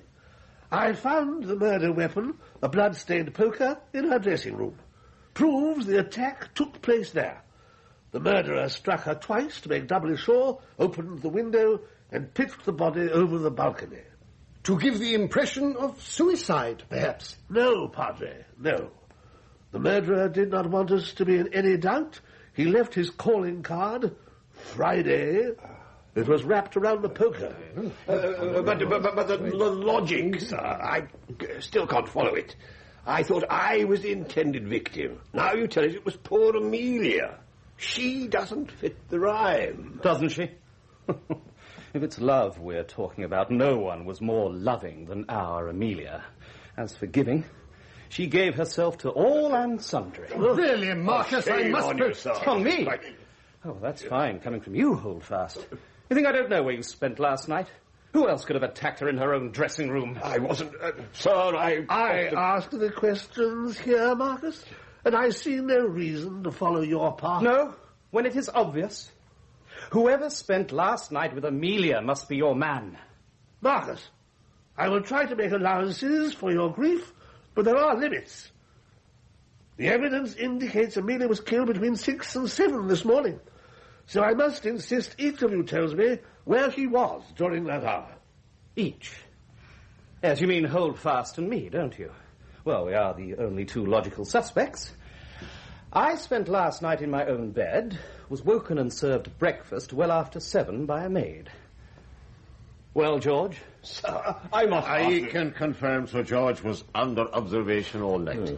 Didn't leave me until after His Royal Highness found the body. Thank you, Inspector. With respect, sir, it's obvious. All that's obvious is that you want an arrest before tomorrow. It's down to just 3, sir. And we can eliminate Sir George. Leaving Marcus and Isabella Dundas. The lady has no motive, sir.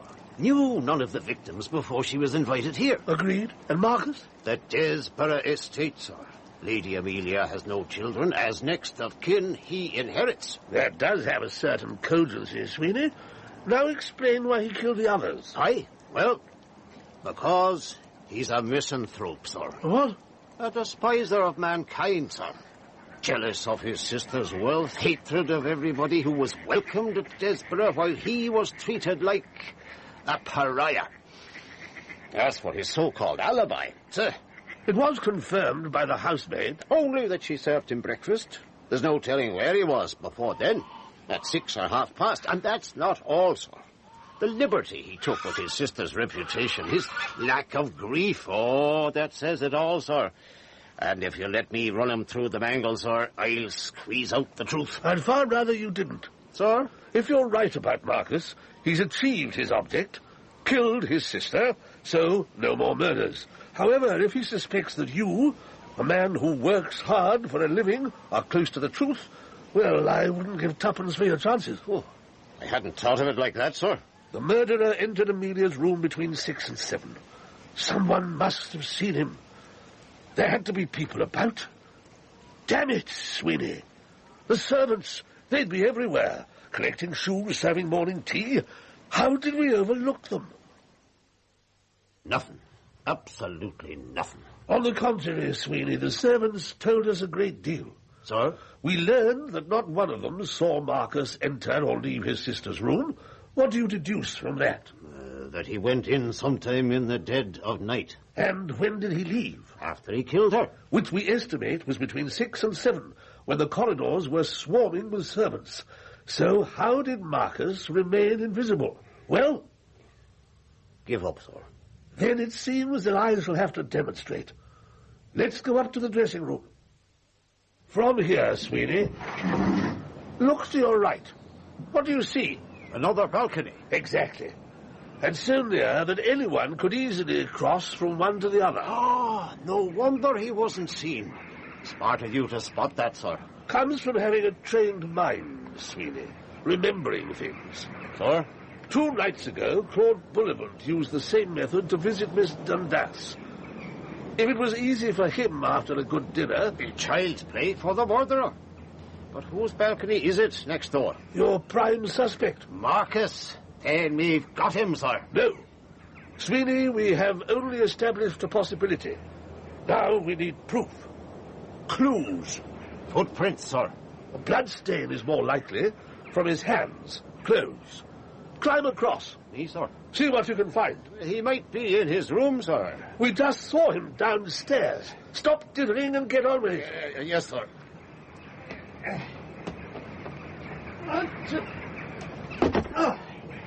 Well? No, nothing, sir. No blood anywhere. Examine the windows. No, they're spotless too, and locked tight. Shall I come back now, sir? No. I shall go to Marcus's room. open the window and let you back in that way. Ah, Your Royal Highness. Marcus. Please, come in. But you were downstairs, damn it. Until I saw Inspector Sweeney on my balcony. Assumed his acrobatics were part of his duties as your bodyguard and concluded I was about to be graced by a royal visit. You wasted no time getting up here. Yes, as the only surviving member of my family, I thought it proper to place myself at your service. Then start by opening the balcony window. Sweeney is of more use to me in here. So I'd have thought. It's his life that's threatened. Why do you say that? I'll catch pneumonia out there. Oh, the blasted thing's jammed. I'm sorry, sir, but I shall require some assistance. Very well. Now, push. No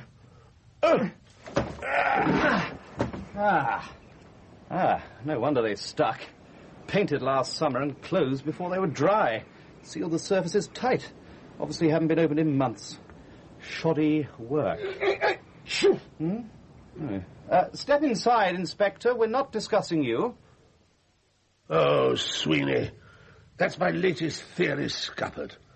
Yet someone entered Amelia's room while I was there. That sticks in my gullet. Now, about tomorrow. It's Saturday, sir. Oh, you don't need to remind me. But since there are only 3 possible victims, I think we can provide adequate protection. So, Osgood Eddy's funeral here. Get that, Daniel. Thank you, sir. Arrangements complete? They are, sir.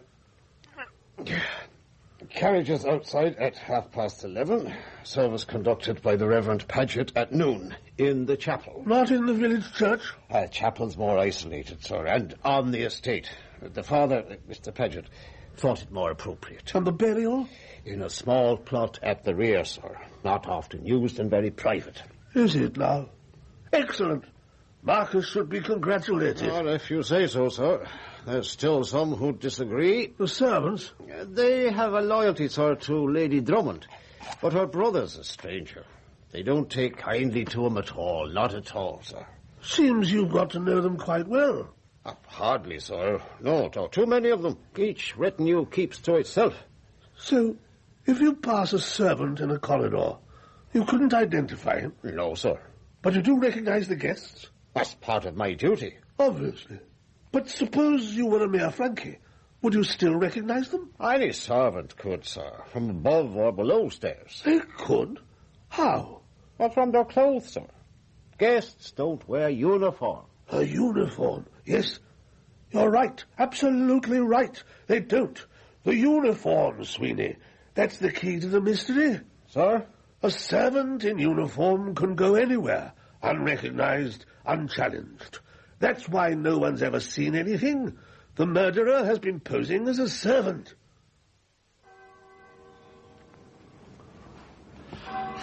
So, Wilfred is at rest. The service went well, Mr. Paget. Thank you, sir. Without even a stutter. We can thank the Padre for that. Pity there were so few of us. Where's Inspector Sweeney? I saw him last night looking rather distressed. Oh, did Mr. Sweeney suffer a bad experience? I hope there's nothing amiss. Not at all, Padre, no. All Sweeney did was spend some time in the open without his overcoat. He'll be about somewhere. Marcus, why don't you drive Sir George and Miss Dundas back for some lunch? And you, sir? I'd like to wander. Have Mr. Paget show me around. We'll join you later. As you wish, sir, but, well, in the open, without a bodyguard. I have no qualms, Marcus. All I want to do is clear my mind, resolve a lingering doubt.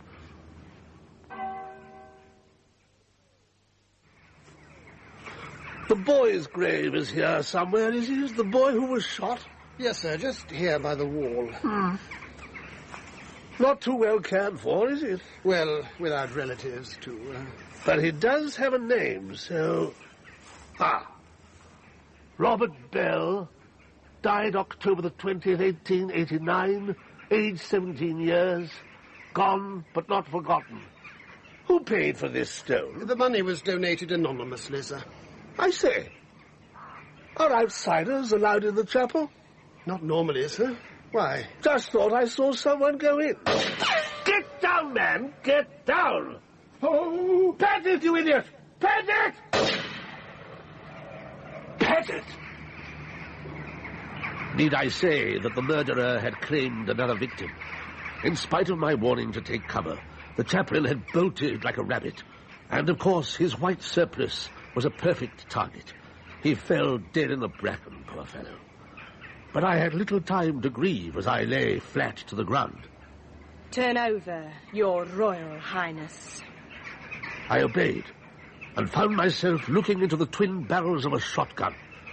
It was held by Miss Queenie Chimes. Yes, Miss Chimes, the actress we had all supposed was poisoned. You must take my word for it that I was not surprised. I had deduced that she was the murderer the moment I had seen that gravestone.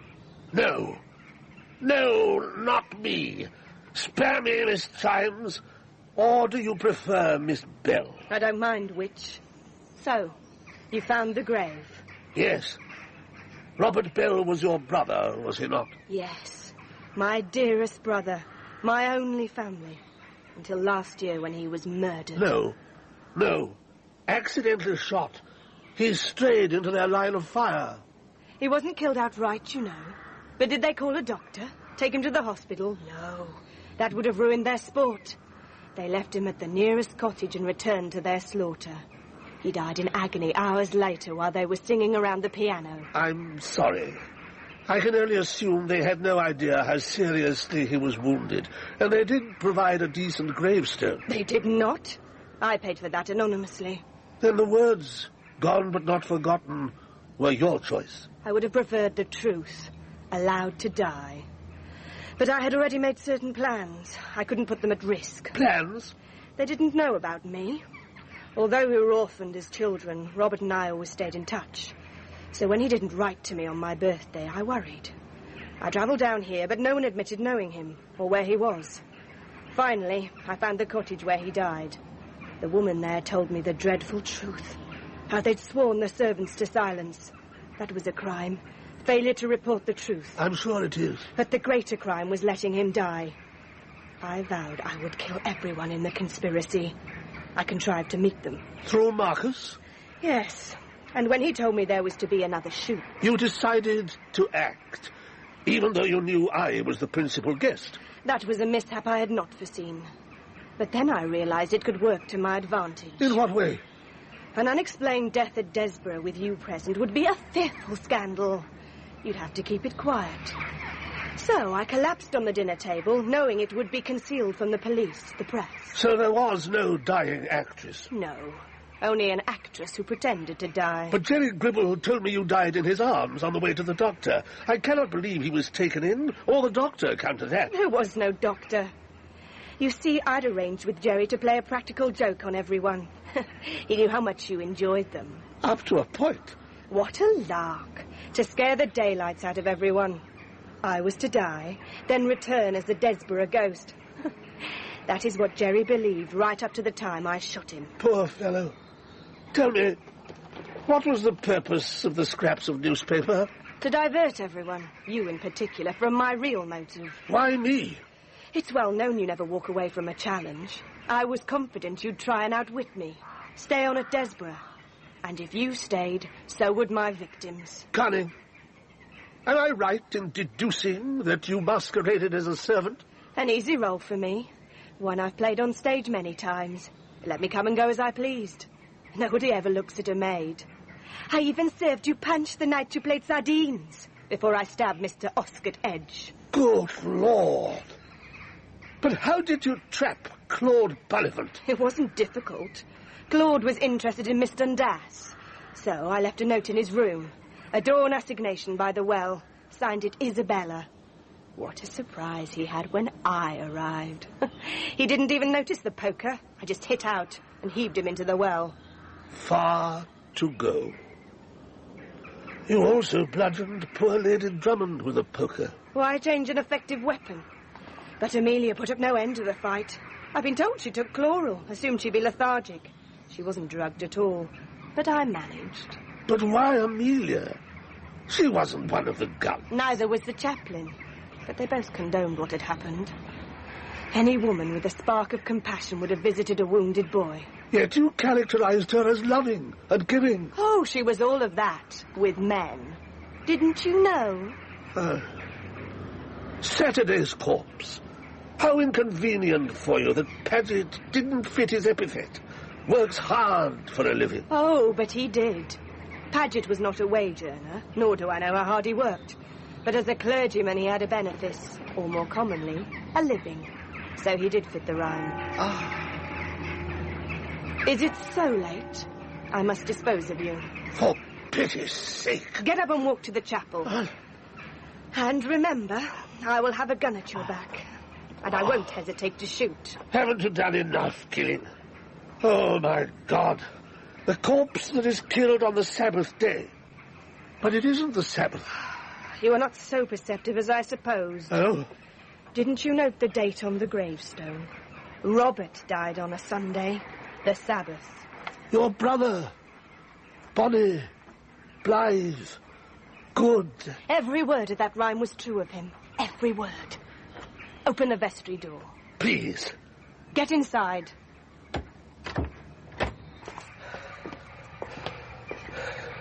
Sit down. Make yourself comfortable. Goodbye, Your Royal Highness.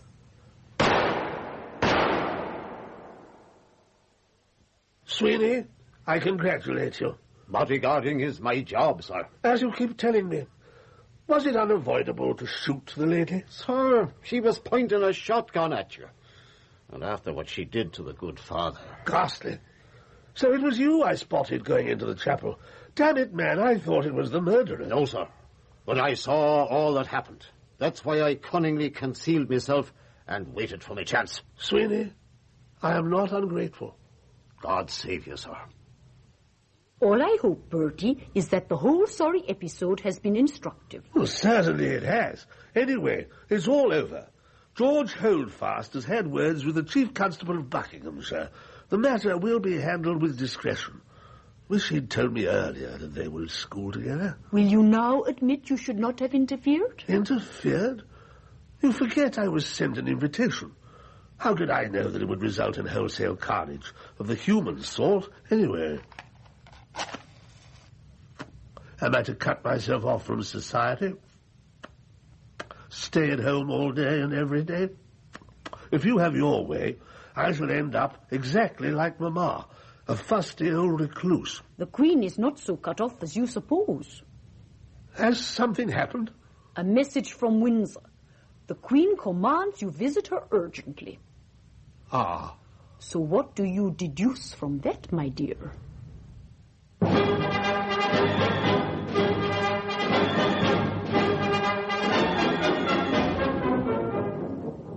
In Bertie and the Seven Bodies by Peter Lovesey, dramatised by Geoffrey M. Matthews, Robert Lang played Bertie, Marcia King, Alex, James Green, Sweeney, Joan Moon, Amelia, Kim Wall, Marcus, Susanna Fellows, Isabella, Timothy Carlton, Jerry, Cyril Jenkins, Queenie, Norman Jones, Holdfast, Oriel Smith, Lady Holdfast, Terence Edmund, Paget, Nigel Carrington, Claude, Alan Barker, Wilfred, and Fraser Carr, Colwell. The play was directed by Matthew Walters.